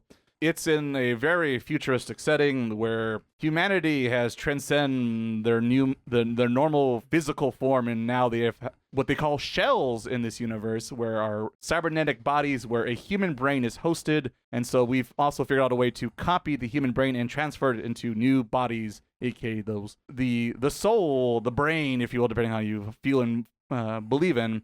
It gets transferred into the shell, a Ghost in the Shell. Roll credits. We got and so that is the setting we have. It's very futuristic. And in this futuristic setting, we focus on is it Japan? I don't think it actually I don't know. It's implied. Let's say Neo Japan. Yeah. Is that what it is? Maybe. Okay. But anyway, you're working for some Asian government, let's say, or that's what you're following in the series, and known as Section 9. And the main protagonist here is a Major Kusaragi, and she is very much kind of like a spy working for the government, who doing some wet work, you could say, and any dirty jobs that needs to get done because they're basically the equivalent of the CIA, I guess. Yeah. The main overall plot is there is a new hacker on the scene who is hacking people's ghosts and kind of rewriting their memories, if you will, to manipulate for their own personal goals or something like that, without getting into too many spoilers. Yeah. Known as the Puppet Master. And it's up to the Major and the Chief and Bato to figure out what is going on with this Puppet Master. Who is he? Because it's unknown. They're just this famous hacker that no one knows where they're from. They don't know what country he's from, but he's doing all these things and playing political games for their own personal gain, ? And so they're on the case to figure out who is the Puppet Master, and left and rights and turns and twists and bouts as the movie progresses. And it goes into a lot of things. than just more, let's say, spy fiction. Yeah. So if you want a bit of a thinker, Ghost in the Shell is a bit of a thinker. Mm-hmm. So let's own up to just general thoughts, let's say, before we get to our spoiler talk. And let's ask Andy, of course, to get us started, since he is the one to pitch us this episode. Yeah, I was just like, this was kind of like you mentioned earlier, like how it was sort of these movies like this in Akira were very influential, and I feel like I always kind of had that in the back of my mind. Like I was always like, I feel like that was like one of the early animes I would see often, like as a kid. Yes. Like other than like your like Dragon Balls or whatever, like stuff like that. But like as I guess more like and perceived as like prestige. Like Yes, this is like definitely is like prestige. Put this up here with like Pulp Fiction or whatever. Like it's like this level of Citizen quality. Kane of anime. Yeah. I mean, and I think that's what drew me to it. I think one of my issues when we're talking about anime is like the length of it and how much time I want to commit to things. Because you're talking about One Piece, it's like it's going on only so 1,000 forever. episodes, It's like Andy. hard sell. Like to catch up that I don't mind catching up on things, but that is a lot of catching up. 209 to. episodes. Dragon Ball Z look a lot nicer now, don't they? I don't know. 4 seasons of The Wire sounds good to me though. Like knowing that there's a thing like that's cool. I like. But do they have filler episodes? Not enough. Not enough. That's a tragedy. That's right that's their flaw. Yeah. No filler. How you see Goku and Piccolo try to drive? How you gonna figure that out? McNulty needs to get that new license. Oh no, he tripped over something. He tripped on the wire. Ah, the wire again. Nah, that's why it's called The Wire. Roll credits. Yeah, I think this is like a good gateway for me. It's like, oh, just like these short, tight little movies that like are super famous. I'll just watch Ghost in the Shell, and like I'd already seen, since we're also talking about Paprika, I'd also seen Perfect Blue before. Yeah, right. Yeah, so Perfect Blue. And so I was like, oh, like I like that movie. I want to see this one. And they're like short. And you said like this movie has so much, but it's a very short, tight movie, and that's what I really liked about it. I'm like, I'm learning so much, and a lot of it does go over my head. Like it's like when you recapped it, I'm like, oh, I didn't realize that, or like there were certain things you were saying where I'm like, I didn't really catch that the first time. There's a lot or to like, distract you. or in like this movie. or it makes sense Yeah. after the fact because I see it and then I forget it right away.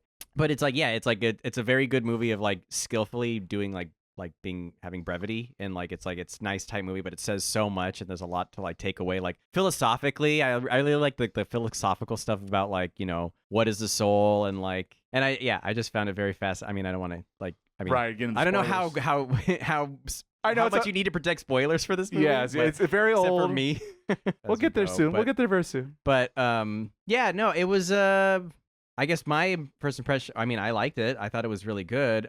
Beautiful, like the set pieces are amazing. They look so good. Like the illustrative work is like crazy how good it looks. Yeah, I mean, I like the intrigue. I like the characters are very interesting. Just even though like they're not like super fleshed out, but you get like enough of them. A hint. Yeah. Yeah, and it's like well, they're just quiet and reserved anyway, so it's not like they're gonna be like, and this is everything about me. So they give you like so they give you like little That's true, flashes that's of it. true. And usually it's pretty important. Like it's like nothing they say is like wasted. Yeah, I guess going back to like the tightness of the movie, but saying so much. And just like and then like the themes of AI going through it, like I found like you hear AI now and you're like, oh, you think about one thing and now you relate it to all the things that said AI in the past. I feel like, or at least that's kind of what I do, or like how we used to perceive AI and how we do now. And so thinking about it like that, but it's just interesting how how that's just like put into the story. It was good. I don't know if you have any like. Oh no,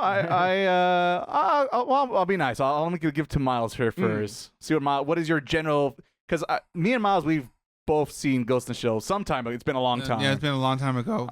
And I'm assuming Miles is just like me, but before we saw the movie, we saw the TV show probably. Right. So we have a different mindset when it comes to the universe or SAC, a standalone complex, right? Yeah, Standalone Complex was the TV show, which took the movie and expanded upon it. Right. There's a lot of scenes and moments they took from the movie and just they did it again in TV show form. Yeah, but they made changes and they learned more about the other side characters. You see a lot more of the other characters in the TV show, obviously, because you got more time, right? Yeah, because there's more characters, just the Major and Bato. Bato. Yeah, there are other sections 9 members, but they go like there for a quick cameo. They got cool. That's like, I guess that's it. That's it for him. I hope you read the manga. Yeah. But obviously, like just like Akira is the same kind of mold in which, they're very, the scenery's nice, a lot of like, a lot of fluid animation for back then, but that's the 90s. The 90s animation was pretty strong on point back then. And I know it's very fluid because a lot of things. They do actually do a TV show format as well. But that's for the first movie. This is where everything started. There are a lot of iconic scenes like the water fight, her jumping around in the air, kind of like the rooftop shot. Gotta have the rooftop shot. But it's always funny because there's always things I forgot that they changed in the TV show they did in the movies. Oh yeah, they actually made her wear clothes. There's differences, I'll tell you that. Well, there's things that are, this is a TV show. Oh, we can't. She cannot literally pants in the nude going all around the whole thing. And who is that guy? We don't have time for that. We're moving on the plot. We don't have time to explain to everyone here. So it's a little jarring if you watch. If you know the TV show series, you'll be like, "Where's this guy at? Where's this at?" Because like I said, you know more than that exists in this movie, so you could get disappointed, I suppose, if that's what you're looking for, right? Yeah, but like I said, it's for at this time it is pretty groundbreaking. A lot of everything sci-fi anime itself, even Ava though took from Ghost in the Shell. It's a pretty it's like the one major plays that people watch. Yeah, it's huge influence. I mean, it's you watch this movie and you're like, this is half of this is just the fucking Matrix. Right. Yeah. And I said, and then countless. There's prequels, sequels, a bunch of spin-offs, and yeah. But overall, this is what's because a lot of sci-fi animes. This is where the kickoff spot is. That it is. Overall, it's a nice one. It's like Akira, this nice animation, and out from the get-go. Right. I feel kind of similar that way. Of once again, I said I start with the TV show, so you kind of know certain things. Like I said, you shouldn't know, right? And then you come back to the movie because as a kid, you don't realize what came out first. You just saw the one that was on fucking Toonami because that's the channel you had as a kid, right? So in that regard, you could be a little disappointed because in the movie, it's a lot of ideas and philosophy, but not a lot of concrete facts. So if that's what you're looking for, no tachikomas. Yeah, no tachikomas. If that's also what you came for, which poor Miles is definitely a big fan of those guys. There's the evil one at the end of the movie. Nah, that doesn't count though. I want my little robots that talk about life and about AI. And that's a whole thing. But anyway, let's focus on this movie alone. That's hard. It's hard not to get pulled into the other lore. Yeah, that's kind of why I was kind of curious to bring it up because there is so much lore. There's a lot, like I said, because they take the main concept and really expand upon it, and because even the second season both the first two original season runs take a lot of inspiration from the movie and dive into it a little bit more without literally being a copy and paste. So it's more of a reimagining, but it feels like, it's like a very parallel universe to that movie universe. So you can see where it could connect if you really want to, push those pieces together. But anyway, this movie right here, like I said, very influential. It really is quite the highbrow, anime's more than for kids. This is a smart thing. And it definitely stands out. It asks a lot of good questions. So it's good. I enjoy it. It makes sense. I can see where it's so influential for sure. But I guess it's hard because I know what the TV show does, and I kind of like what they did more in the TV show, but it has a lot more time to do that. So it's not a fair comparison at all because one's very short and it gets you in the door, and that's the important part. It gets you in the door. You want to check out more sci-fi universes. You want to check out more anime, which that's what it definitely does, and that's high marks in that regard. And like I said, it has a lot of good ideas, but personally for me, why did we get to those good questions? It just seems like the director wanted to bring it up, and he just kind of forced it a little bit more in this adaptation of this series, because this is, like I said, I mentioned before, it's based off a manga, and even the manga is even more different than the movie version is, or even the TV show version. They're all pretty different from each other? They're all pretty different from each other. That's interesting. So it's quite the wormhole to fall into in the Ghost in the Shell universe, which I used to be really into, but then I kind of outgrew it, or just got too much of a headache to keep up, because it all, it still deals with the same thieves of, what it is to be alive, basically, right? What's to become sentient, and this and this and that, and blah, blah, blah. So it gets really deep and philosophical once again. No matter which one you saw, that is a theme of the universe. So no matter where you go, if that's what you're looking for, you're definitely going to find it, and you still find it in the first movie of that started it all. But yeah, animation, great, spectacular. I mean, it's a reason why it's influential. So like I said, I might sound a little disappointed here, but like it's the movie to beat. Yeah, no, I think, I guess that was maybe my one complaint, and like I don't want to say too much yet, the ending very much feels like it's like there's gonna be more. Like Mhm. even though it is just the one movie, right? There I know there's a sequel, but I don't know. There's if actually a it's- sequel movie. but it's like not. I was kind of looking it up. It's like not really canon, so it's like. There's also that. So it's like a weird, like, I mean, Everything's it reflects like they're all a little different, yeah. Yes. Which is kind of a fun way to approach your medium, I guess. You know, I mean, Yeah. I guess it could be kind of frustrating to people, but it's also like you just want to do something a little different every bit of time. Yeah, you just treat it like each iteration's own separate thing. Don't Yeah. try to connect because that's when you have problems. Yeah, You it's kind of gonna have be to treat tough. each one its own separate lore, things like that. Because you try and mix them together and then you get confused real quick. Yeah, yeah. It's kind of like Gundam, maybe. Now I think about it. Hmm. Because people say Gundam, like how many shows, but like this show does, like most of these shows do not connect with each other. Only this show and this Oh. show. So it could feel very daunting looking from the outscope from day one, right? Well, that's what I kind of like. I feel like I don't know if you want me to. Can I say spoilers now? Or, or, no, or do you want to say more? All right, I guess with that, we're gonna open up to spoilers now of Ghost in the If Shell. you haven't seen this, If you old, haven't old, seen this movie. old and you're listening to an anime podcast and you're like, Ghost in the Shell, is there a new season or something happening? No, they're talking about Wait, the isn't that one that next started it year? all. Isn't that next year? Yeah, but we're diving We into got to that, sneak. yeah. I went to Japan recently. I broke into the production IG offices and I stole these cells just for you guys. Yes, they're still animated in cells in 2025. Yeah, we had to Yeah. watch it by like passing between us. Like, Exactly. Whoa, this is really good. Whoa, that's crazy. I didn't know she could backflip that many times. But yeah, so spoiler warning, just in case you're not too sure and you want to hear more Paprika talk, we're gonna have timestamps down below this very podcast episode. You could jump to that. But you've had 30 years or 22. I don't want to do the math. It hurts. I think the anniversary's next year. I think that's when they're doing it. But no. So Andy, get us kick off. Start it over here. Well, I guess one of the one of the major themes is just like the evolutionary. Kusanagi? Was She's that? the major. Cut out myself. The like the evolutionary aspect to it, and like Mm. the I guess like the the puppet master is sort of like an evolution of like digital information, right? And it's Yes. just like it's like how can you, and then like the whole argument of like how do you have a soul and I don't kind of thing, right? Mm. Am I getting that? I No, feel like that's what it's doing. that is the Okay, big- I just wanted to, that is like the the first big time I've theme it's looked tackling. into at all, but Because at this point, right, there's no longer a body, a physical. There's no brain. Or in this world, you could be like, was it Togasa, the basically human? The last human one, yeah. Yeah, but rest of the team most of them are all cybernetic, yeah. android, whatever you want to. Toyama called them androids, so what do I know? Yeah.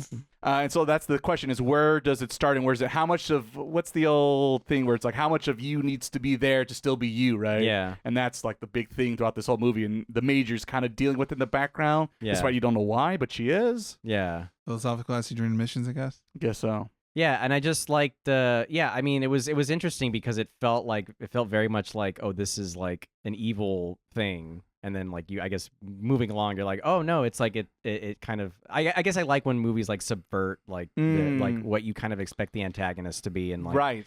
because at first you're kind of like, well, I guess you kind of know that other section is being shady anyway. Like they're not good. Yeah, the character slowly realized, like, what's this section 6 up to? Yeah, and I mean it was just an interesting like, The it's Metal just- Gear. You see the Metal Gear reference, by the way? which one? It's not a metal. Well, I mean, in my head, it's a metal, but it's not a Metal Gear because it the came out suit, before. the suit, or No, that. But the weight limit he finds out in the car. Oh, I I, was- didn't catch that. Oh, I just wanted the chief to. You gotta get out. You gotta get out of there. There were 3 They're invisible major. There's suits. more than. There's. You're not there by yourself. Yeah. Oh, that's true. Yeah. No, that was. Yeah. I definitely thought Metal Gear. That's funny. No, that is. I mean, I feel like that has. Well, I mean, no, there was enough years before Kojima could have definitely worked. I that mean, in. it's very possible he could have thought Yeah. of that idea because it's literally that without they say it without like really emphasizing it, but that's Yeah. basically they sneak into the offices to hijack the body by using the camouflage. Yeah. Yeah. Right. Yeah. And the reason he knows that is because they're like the weight limit's way too much Yeah. for 2 guys. Yeah. Yeah. That's funny.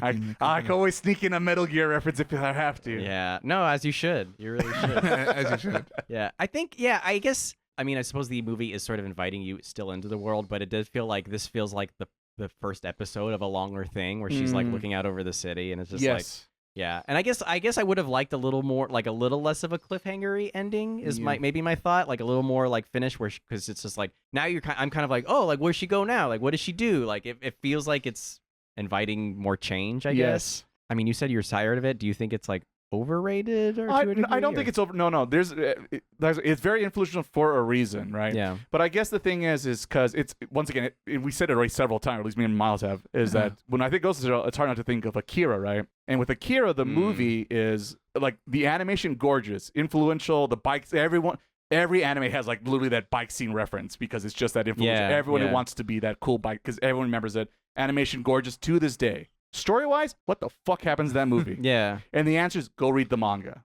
So that's what it's hard not to feel and think that way when I think of the original Ghost in the Shell movie because it feels like there's so many things that like it really relies on the major to be having like this like midlife crisis I guess she's kind of having of all of a sudden she's like I don't think I'm me. And Banto's like, what do you mean you're not you? What is it? Like, literally, he's baffled as fuck. Like, what are you on about? You're this badass secret assassin, government agent, and you're not too sure if you're you? Where is this coming from? And that's what it feels like for me, the viewer, is like, where is this coming from? Because we know nothing about her. We just kind of assume, like, yeah, she's a badass because she just blew this guy's brains out falling off a goddamn building.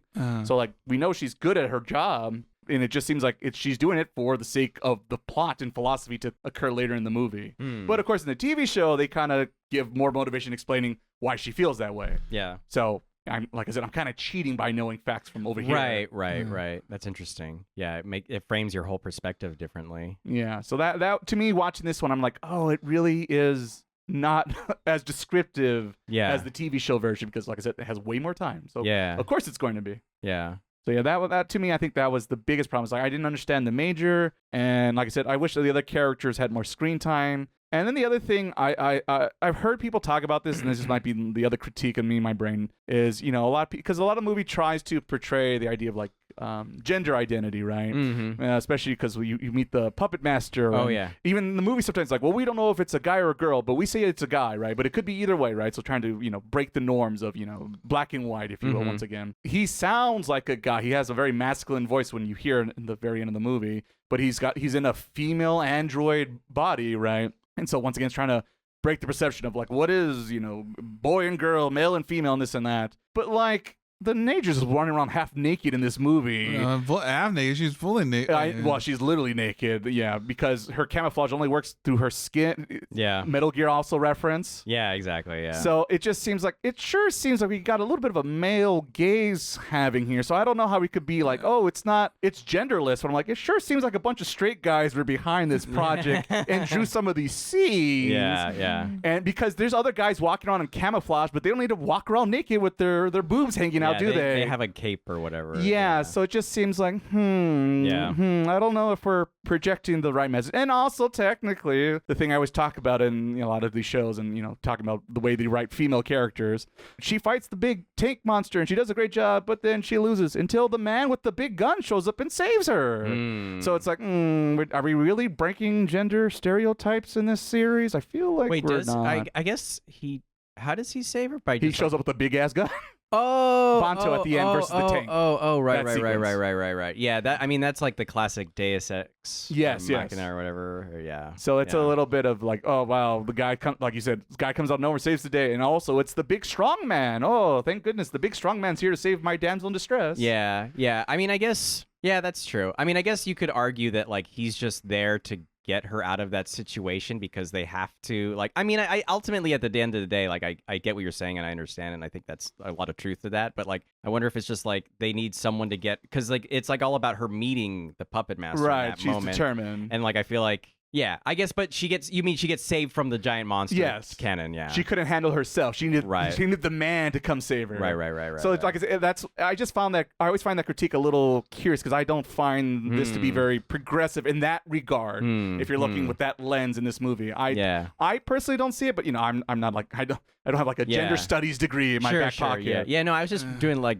Yeah, I was just like thinking devil's advocate in a way. Right. But I get what you're saying. Yeah. Does she need to be naked? Right. No, yeah. I was kind of trying to justify it. I don't know if like. And that's what I was trying to as well. Rewatching it, take away the the hoodies with the camouflage, and you can only have camouflage if you have this certain android shell skin. Yeah. But no, they proved no, anyone could wear it. Or like the plot should be like, oh, they have cape versions now. It used to just be skin. Or Which something. I thought they were gonna get to that, but it doesn't seem like that's the No, case. I don't think they so. weren't that surprised by that. Yeah. So yeah, that's what I also thought. Like Section 6 got the what? They got the Like, the good stuff. So it makes them like scarier if you address it in that way. Yes. I feel like you could have just written that and then it would have been like, oh, okay, I had the same exact I'm fine thought. with that.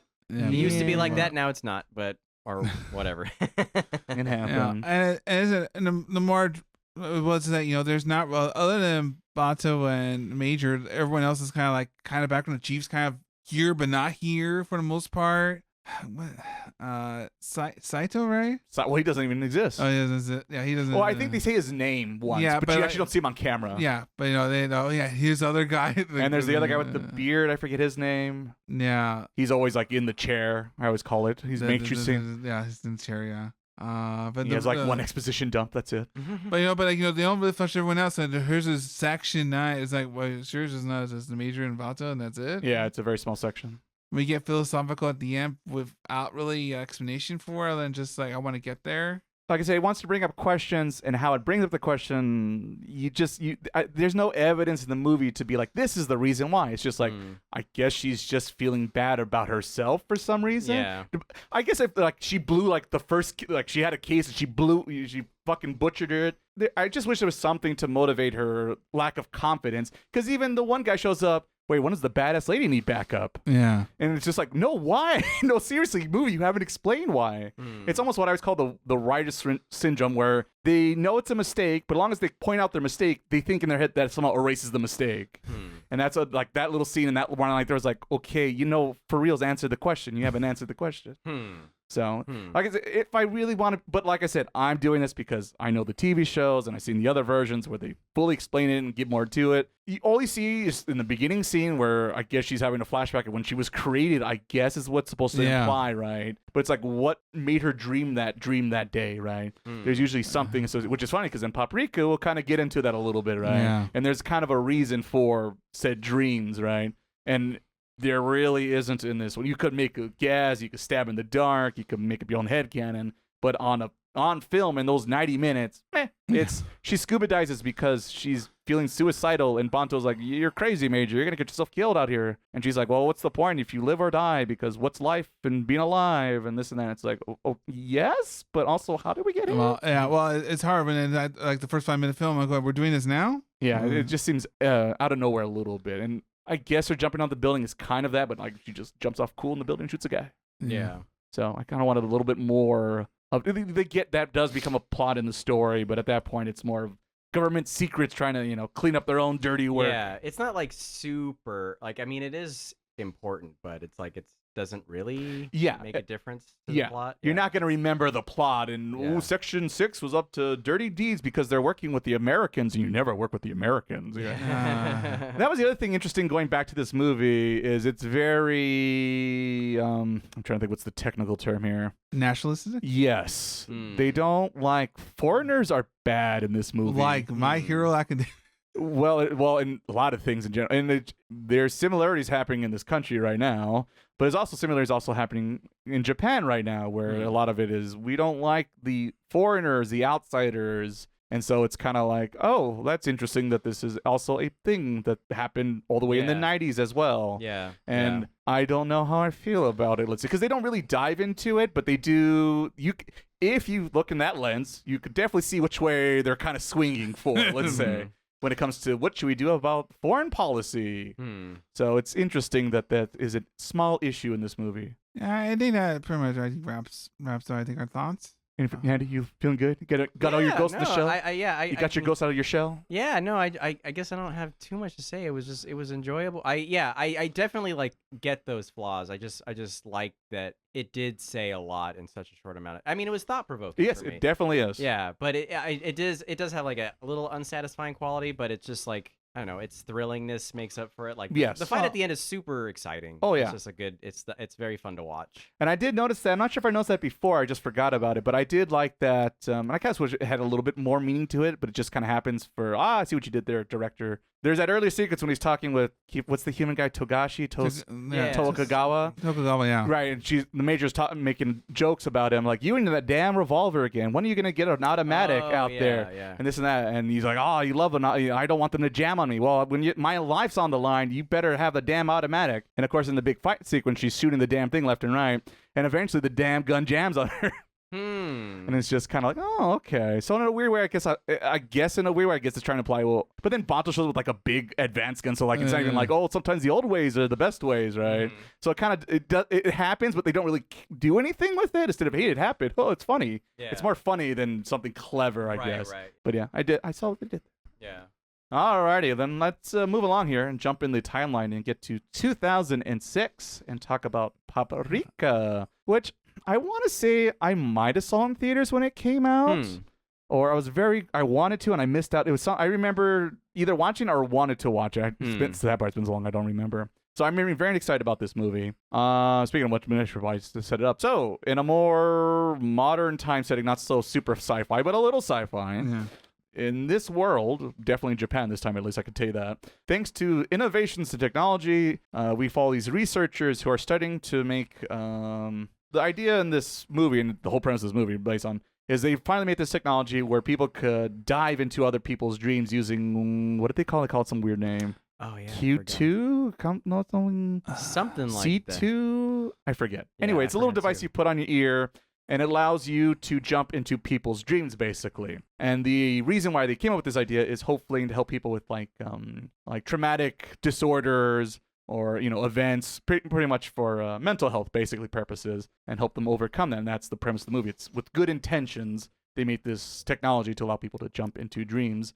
But apparently, the devices that let you dive into other people's dreams has been stolen by an unknown source, and they are trying to figure out who took the device. Meanwhile, dreams and reality start merging into one because the chief in this series, which I don't think about, I guess he's also chief. He starts to basically hallucinate in front of people because he sees things and describes things that is not happening in reality, and jumps out a window. And it turns out that apparently the person who stole these dream eaters, MD Mini? Right? That's something mini, yeah. Mini, yes. Yeah, that sounds right. That does sound right. Apparently, they're somehow able to hack into people's subconscious and kind of distort their reality and, make dreams happen while they're awake, basically. So they're like losing reality. Yeah. And so that is the major plot of, oh no, we got a problem on our hands. Someone's using these devices for very bad people got a hold of this technology. You don't want bad people to get a hold of good technology, something like that. Yeah. And so that is the overall focus for our main cast of characters. I guess our main lead is she's not like the inventor of that, because that's her co-worker, I guess, let's say, without getting into details. She basically runs, because she's like kind of the director of the program, something like that. What she brings to the table, let's say, is she kind of makes her own unique persona that dives into the dreams and helps people cope with their stress. And that character name is Paprika, but it's like a version of herself she's created for this very purpose, right? Yeah. So she definitely is kind of dealing with two versions of herself, and they're very different. Paprika's very more lively and more cheerful and easygoing and opens up and wants to help people, and she's very like closed off, kind of doesn't want to talk to people, and it's very, kind of blunt, very kind of gloomy, I guess. And so, that's the dynamic with her character. But anyway, it's solving that. And then also on the sideline, she's also helping a detective who's going through some issues of his own. And she's trying to help that. And this technology, I guess, as you mentioned, is very hush-hush. Hasn't officially come out yet. They're trying to push it in the world scene, but not most people know about it. They need to win over public opinion to sell this as a good thing versus a bad thing. But of course, people are abusing the power. Yeah. And so perhaps bad things will happen and drama will occur in this 90-minute movie. And that is the basic premise of who stole the device and what's the goals and purposes and what's real and what's not. Yeah. So if you're familiar with Perfect Blue, it's got a little similarities going on from that movie in this movie as well. Also Inception a little bit too now. Well, that's a whole thing we'll get into eventually at some point, probably more in the spoiler talk. But definitely similarities between that movie and this movie. Yeah.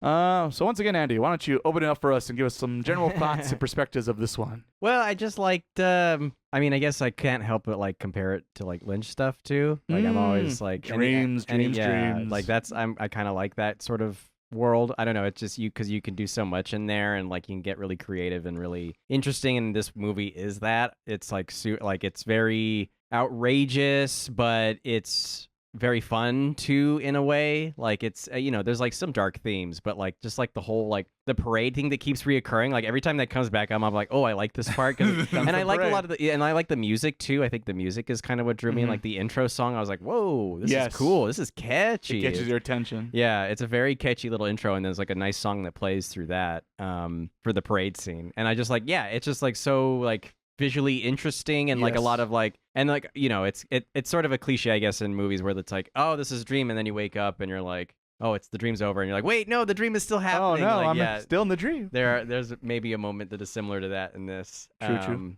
And it was and like going back to the Lynch stuff, it's also kind of has like like you mentioned, like she has like the sort of like persona. Paprika is her persona, this director lady. And that kind of deals with like the duality of someone. Like it's like she's like that. It's like her work-life balance sort of thing in a way. Yes. Which is very interesting. But trying to think, it's very kind of creepy too in a lot of parts. Like it's almost kind of like horror stuff when they go into some of the dreams sections, and it's like, ooh, like that's spooky. It's almost like, I guess, kind of like what has a Junji Ito. Yeah, it's like a little not as like disturbing, right. But like it has that kind of it has that creepy tone. It gets there, It gets pretty close to that in a lot of ways. Yeah, it was just like, I feel like, and I honestly, I will say, I think I liked it a little more than Perfect Blue. I don't know if that's controversial, but I that's how I felt after. I think maybe because Perfect Blue's a little more like sad and messed up. It's depressing. Like, it's a lot more depressing. Yeah, and I think that kind of, even though I like weird and depressing movies, I like the upbeat spirit about this, and I think that's kind of what is another thing that I really liked about it. It's definitely a roller coaster. Yeah, it is. Yeah,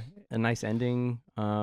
Trying to think. I feel like when we talk more about it, I'll have more thoughts, but my general feeling. What about you, Miles? You're also first time watching this one. Yes, but I did watch Two Godfathers before because we watched that together. Okay. Best Christmas movie, probably second best.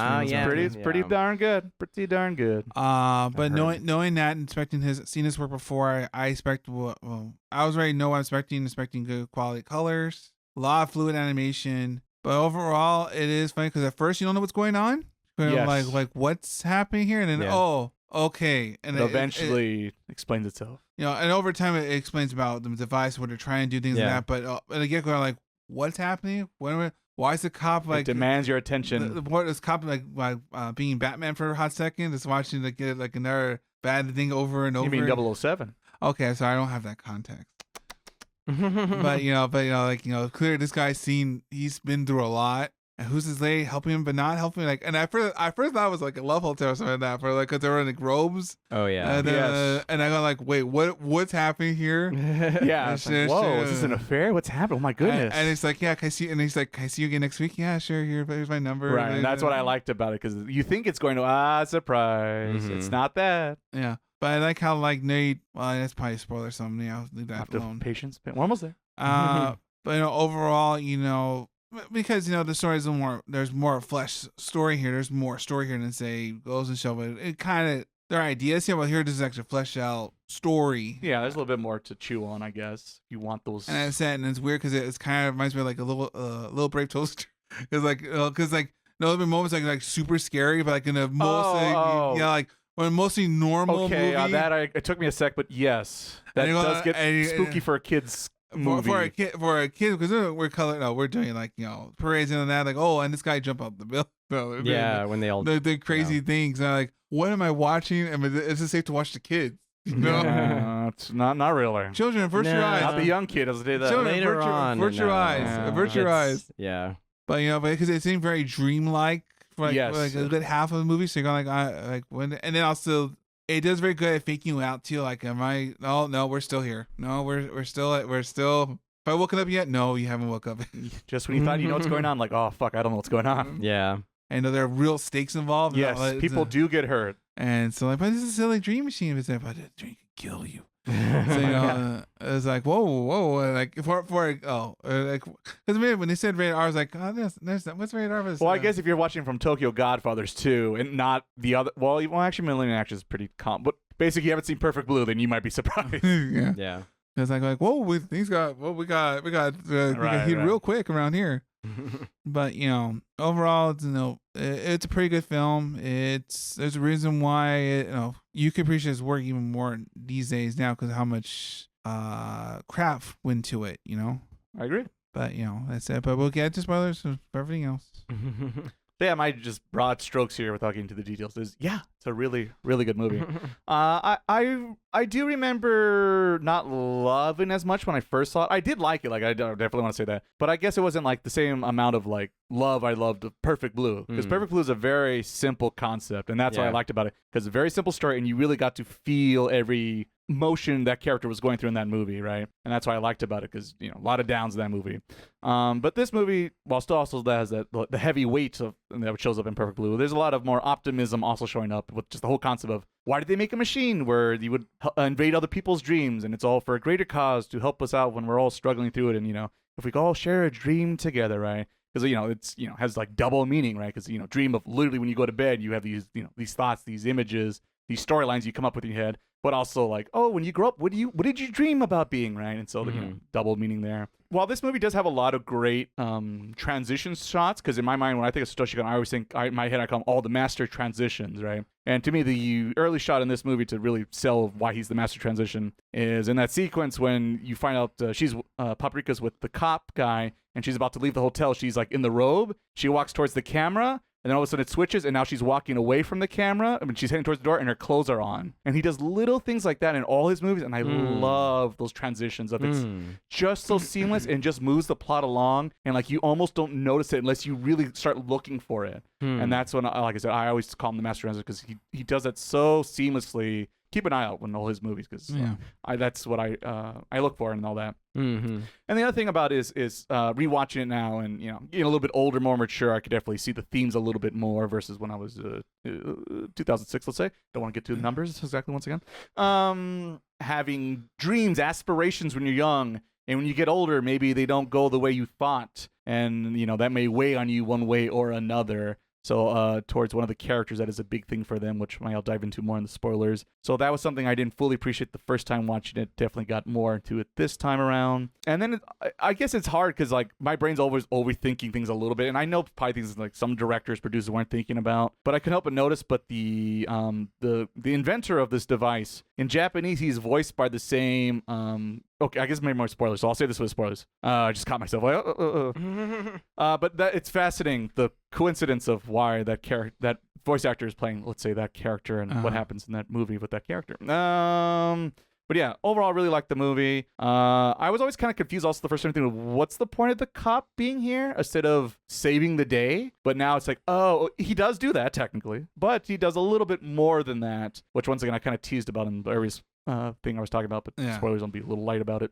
So yeah, he makes a lot more sense this time around, and just keeping on your toes and trying to be like, what's happening and what's not happening. So if you like a thriller setting, so like I said, if you like Perfect Blue, you check out this movie. I don't know why you would not like this movie if you like Perfect Blue. If you're looking for thrillers, I always talk about like Monster from Urasawa in manga and anime form. Yeah, it's definitely got a lot of thriller vibes like you see in that series, that anime show as well. So you're looking for on the edge of your seat, want to see what's happening, what's going on here. It actually does give you answers. Some of it very blatantly. Here's the answer, smack in the face. And I'm like, is that what I'm saying, guys? You tell me. So I want a mix of both. In my stories, I kind of like that, having hard facts and a little bit. Let me ponder why did this happen this way versus that way. Was it intentional or is it just a happy coincidence? You think about it and you tell me. Yeah. It might be. I had to sit down and watch all 4 of his movies. This used to be my least favorite movie, but I feel like I'd be surprised it would stay my least favorite movie out of his. But they're all like really good movies. So it's like, from A+ to A-. Ugh, what a right. So like, trash. I really into the bin it goes. I'm very biased when it comes to Satoshi Kon's work. He was so brilliant at what he did, and it's just tragic that we only got these 4 movies to appreciate him. He did work on other things. Paranoia Agent that ran on Toonami, if you remember that. That was his work. He worked on a bunch of other animes, but I always think of him. He does this absolutely beautiful thing in the original JoJo Bizarre Adventure Part 3 OVA run. Yeah. There's a sequence that is not really in the manga or in the new anime adaptation, but he kind of does it himself because he just thought it was a cool idea, and it's brilliant. And it just seems fitting. If you've seen that sequence and you see Paprika, that stuff he did all those years ago, he's still pulling out those tips and tricks from that one little project all those years ago and bringing it to his full-length feature movies as a director. So, he's a very talented director, very talented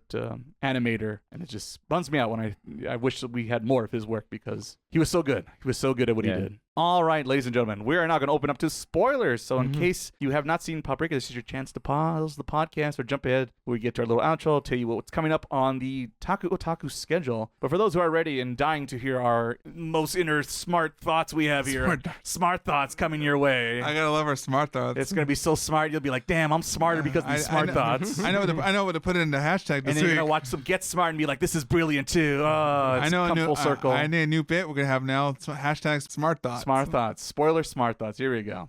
Alrighty. So Andy, let's open it up to you, I guess, once again, because you're my go-to. Yeah. Well, I guess I wanted to ask you about you were sort of alluding at I'm just interested in specific things that you liked where you're like, was this that or this that sort of thing. But I did, and I also wanted to ask you this: did you not? So you didn't feel like the and I guess I'm kind of comparing what we're talking about with Ghost in the Shell is like you didn't feel like with the Paprika moment when she gets saved by the guy that wasn't like why couldn't she defend her? I guess she's not really like a badass fighter. She's just like a person that goes through dreams. So yeah, that's one answer you could give. And he's a cop.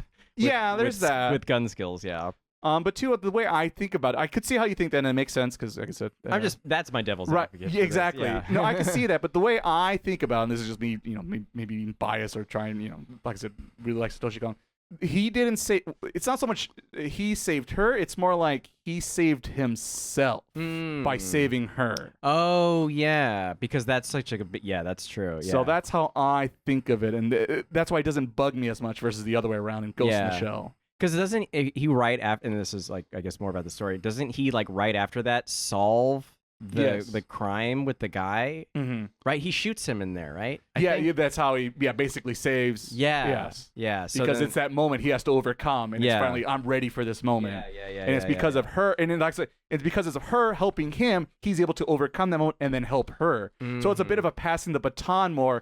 She helps him, he helps her, and that's why I like that balance because I don't want it. The guy saves the girl saves the guy. I want everyone to give a helping hand. That just makes a more interesting story, overall. Exactly. Yeah, and it's not just man save woman. Yeah, exactly. Yeah, there's a little bit more depth to it, so that it doesn't work or it doesn't bother me. Let's say. Yeah. Oh yeah, and then I guess my other question was what was your favorite what does this mean or what does that mean kind of moment? Let me think here. Or just in general, it doesn't have to be if you were trying to encrypt anything, but just So I was hinting at before the spoilers is that the main inventor is voiced by the same guy who plays Amuro Ray and Seiya from Saint Seiya. And these characters are very young at their age and have very they're put in tough situations and they kind of overcome these trials and tribulations and they become the heroes in their respective universes, right? And that's a theme in that movie is that they keep saying, oh, he's just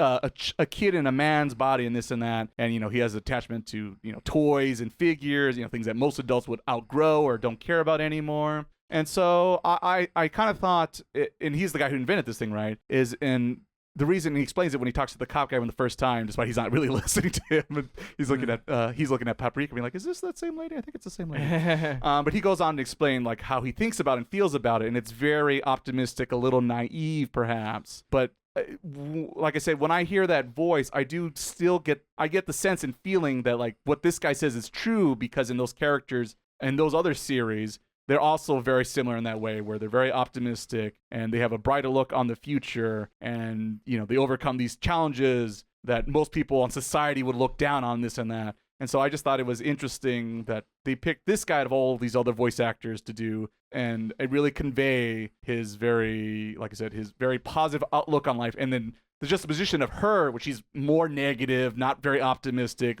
assumes the worst out of people, doesn't trust people, right? And that's why she has to come with her home persona of Paprika. And so I was just interested in the dynamics between those two characters and their romantic relationship we kind of tease here and there about it. And I do like the little ending we get with those two characters Mm-hmm. of like, oh, I love you, big oaf, and it's like, oh, that's Mhm. nice and touching, and Yeah. one of the better romances you see in anime, period. So Mm. I thought it was touching to see them interact and bounce off each other and their very different views on life. Mm-hmm. Surprise wise, I wasn't like overthinking because usually I tend to like, oh, what's going to happen next, this and that. But like, it's been a long time since I've seen this movie, and it happens so quickly, and so many random things happen. Yeah, I feel like you don't even have time to really even try to think like that because things are just happening. I mean, the only one, it's the most basic, simplest thing is like, oh, they think I forget the guy's name, but they think the assistant to the inventor, he's the evil mastermind behind that. But no, it's not just that. There's much more to the plot. He's just a puppet, being controlled by a puppet master. Yeah. You see, guys, and Ghost in the Shell, Yeah. tying it all together, all Yeah. connected. Well, they're actually pretty similar. There are a lot of Things, parallels, yeah. And then Son Goku also shows up in this movie, so that's Oh, yeah. yeah. that's also That funny. was like, So hey. Dragon Ball reference, easily insert. Didn't have to work for that one.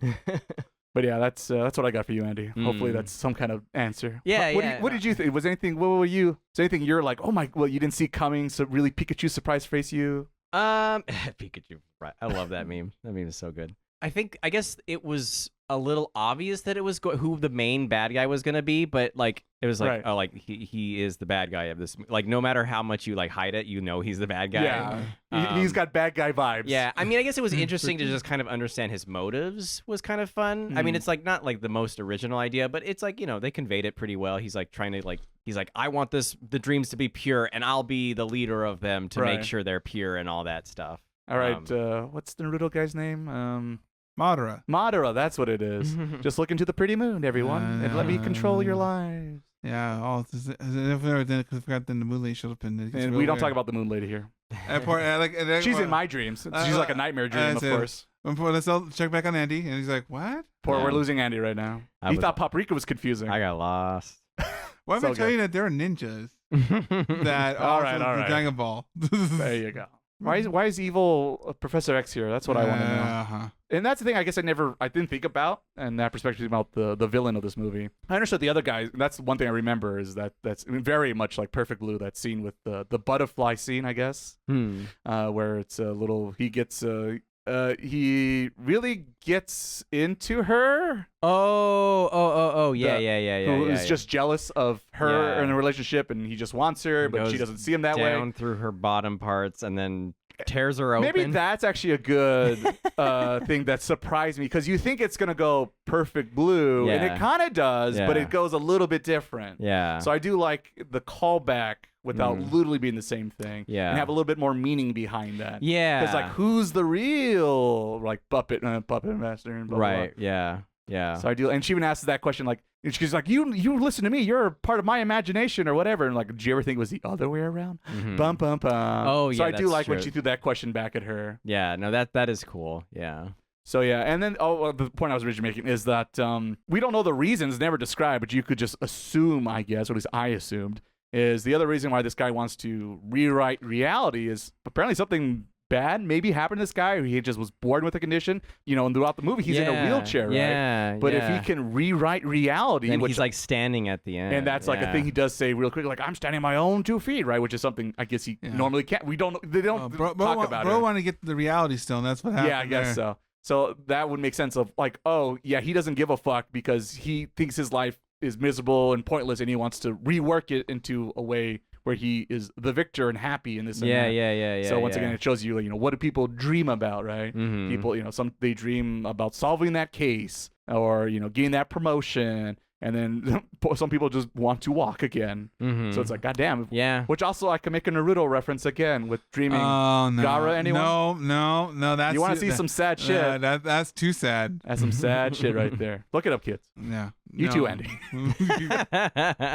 It's funny because I kind of see it for like Inception. Oh, yes, the Inception. Oh, yeah, that That's- was- Thank you, Miles. You saved us all. Yeah. Everyone's right now in their car going, why haven't they brought up the Inception reference? Which like, Yeah. I did not say like, oh, so this is where that started here. In which it does a better version because it shouldn't kind of touches a little bit, but here you really don't know if they're awake or not. Yes, it's a little bit better about hiding that. Yeah. Because like once seeing him like going like, oh, like the cop guy. The cop's talking on the phone saying, "Oh yeah, I solved the case and I got this." And he turns around and you see the Scoofy parade. Like, right, like wait a minute. Oh no. Yeah, shit. Yeah, that was a really good part. Yeah. I like that part a lot. I'm like, I'm still asleep. Just good timing and editing of reacting to being like, oh. The Persona 4 reference and going to TV. I did think that she was like fucking Persona 4. Look at this, like goofy. That's exactly how it looks to the other end. And then I jump into the TV and they come out of the camera. That's great too. Yeah, that's and the way, good. and that's the other thing. Is just and I mean my transition. That's probably the best example throughout the whole movie. Like with Paprika and the and those scenes too, where they're jumping into the posters and jumping out of TVs and.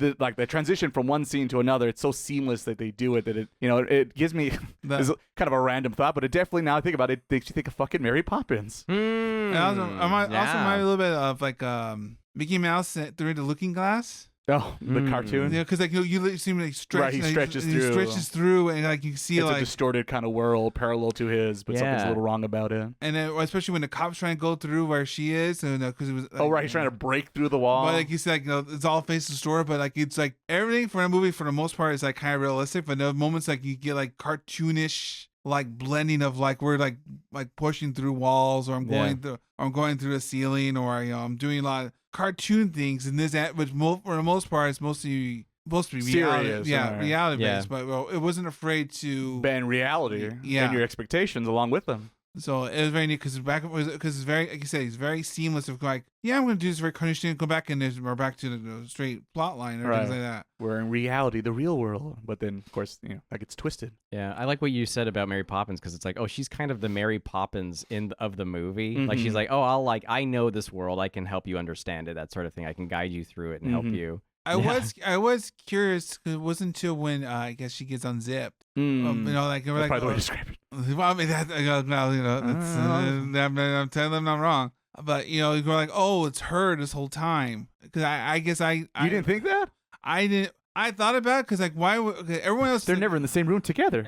Wait, what does she look without those glasses on? Well, what didn't help because her hair is different color, like or different. Hairstyle, right? Right. I'm going to steal the mic because I remember that was the thing I wanted to mention is I did like that. You saw a few times in the movie her like transition to Paprika because in the movie she's like up, her hair's up in a tie and a knot. It's like she and herself is a bit tying herself into a knot, being the straight-laced person, but deep down she has these like more like honest, open feelings with the other people around her. And you kind of see that because like she turns to Paprika, happy-go-lucky, jumping, skipping around town. That opening credit sequence was fucking amazing, by the way. And you see her, and then all of a sudden now it's more like her. She's got her dark hair, it's long hair now, but it's like it's still not tied up yet. Cut again, now it's tied up. So she slowly transitions into her other self. So I'm like, that's beautiful, beautiful work. Yeah, it's so kind of, but I guess a lot of metaphor play because like like you said, you're not sure like who is Paprika.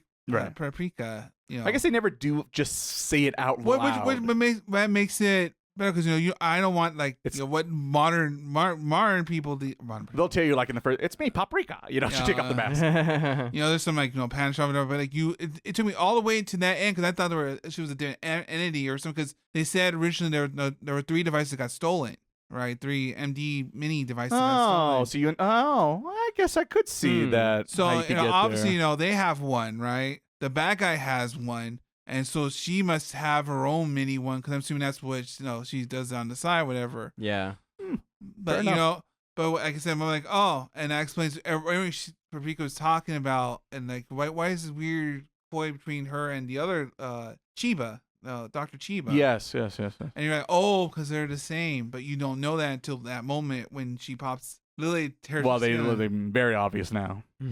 I was like, it was me getting SAO like vibes. They're like, oh no. Oh Jesus Christ! Yeah, I guess I could see that. But for my, I know. Like, you think that's bad? Wait till you watch Perfect Blue. Oh well, I actually talked about it in I think one of my top. It was like my Halloween episode that year. I think top 10 dreaded moments in anime. Oh, and it was that Perfect Blue scene because boy, is it uncomfortable to watch. Yeah. They don't explain necessarily how she becomes Paprika, though, ever really, do they? No, that is the one thing I did notice. Well, I kind of remember that the first time around, but I'm like, oh no, I was right the first time. They really don't explain, so I kind of have to guess or assume. Yeah, that feels like a little bit like a little bit kind of like the open-ended thing. Like you could kind of, I mean, because it's like, how do you even like interpret a dream anyway? So it's just like whatever, like, you know, it feels like she just, I don't know, it could be a power. I like that it's not like overtly like it's a superpower or something. It's a little more vague. It's like, so like he could have done that. Like I have this thing and I got it, but it's like, no, she just does it. And it's just like, and I don't know, it works for me. See, you guys, I agree. I become Super Saiyan if I just think about it.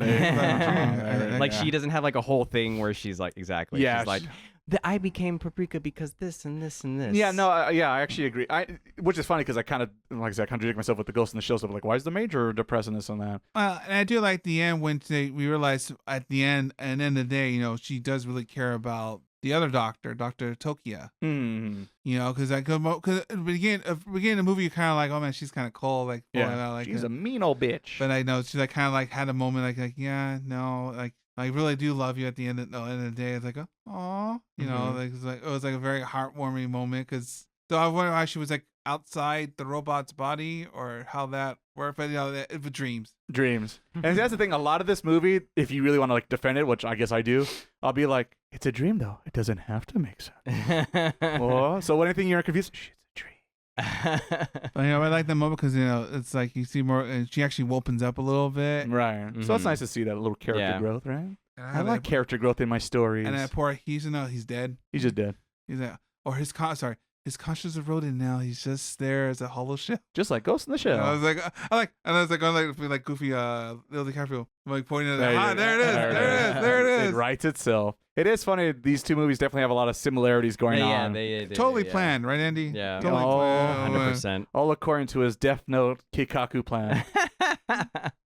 How many anime references am I going to make today? I'm going for the record, I think, this episode. I like it. Like, you tell me how many. And I believe that's anime bingo. I think that's what we got here. Wait, that's literally a joke. God, that's a fucking joke from one of my videos. Fuck me. The snake eats its own tail. A reference of a reference. Oh, you boils yourself, huh? Look forward to my new video. Like and subscribe today. Yeah, but you know, I think in the end, this movie is like a better version of Inception because at least I'm not like.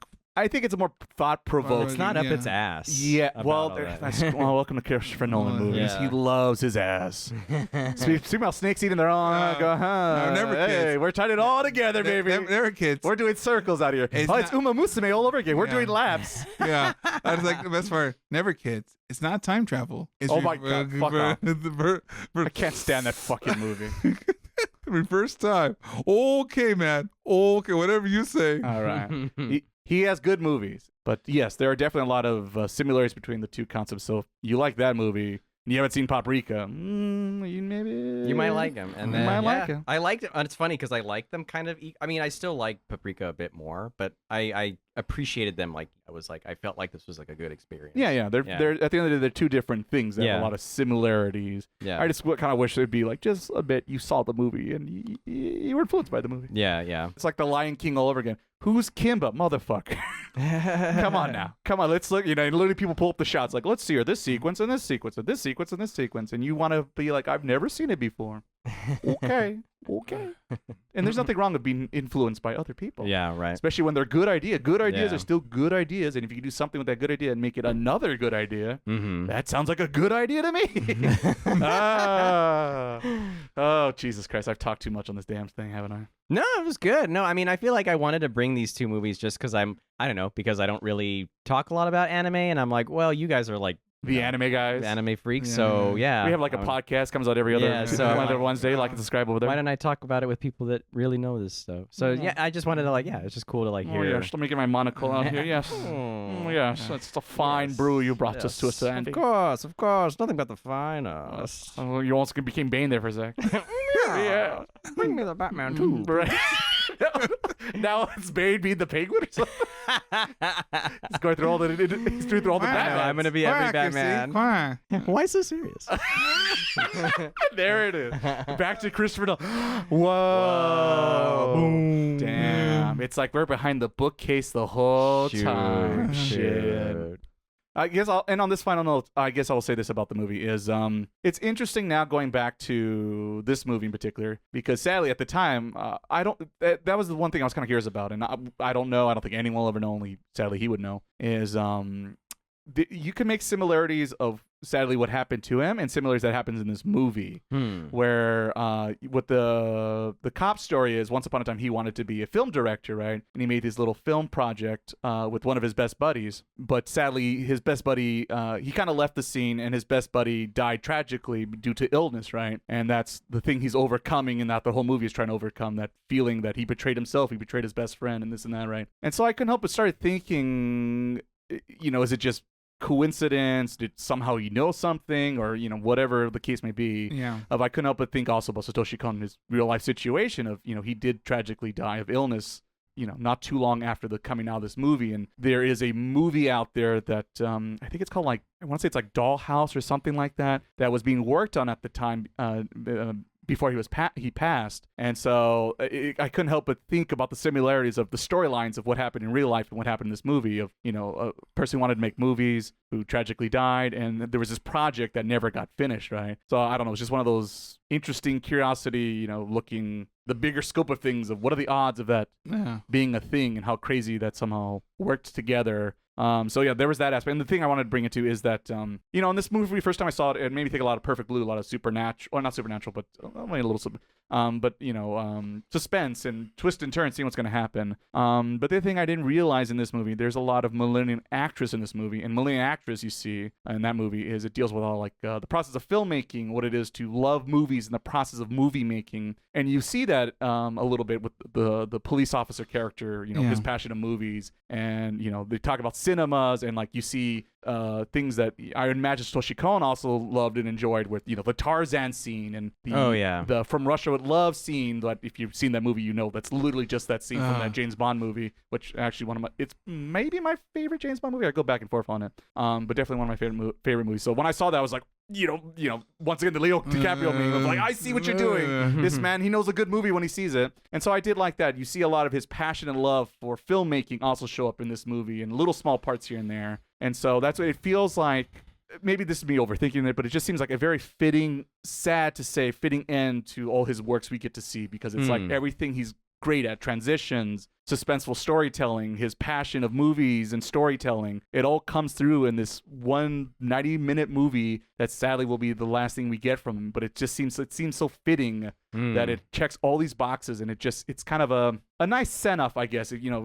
I wish it wasn't this way, but apparently this is the reality we find ourselves in. So I just thought it was so fitting that this movie has a lot more to it, on and off screen, let's say. Yeah. So once again, really, really good movie. Yeah, I feel like some of the best artists have that experience. I feel like it makes me think of David Bowie, because David Bowie was he was working on his last album while he was dying. Great example. And so it's it's kind of similar to that, where it's they just happen to they're able to bookend their own career on their own terms in a way. And I feel and when they're that good, it's kind of you really are an artist with a capital A. You're just bona fide. No one can take that away from you. This man to be an artist out here. Yeah, and it's just so cool. It's just something. It's just nice to see. I don't know. It's just if you have to go out on a high note. Yeah. That's great. Yeah. All right, and I guess that's where we're gonna end, on a high note here for the podcast. Oh, there comes transition. See, that's why Satoshi Kon's the master transition, and Ray, he's still working on it.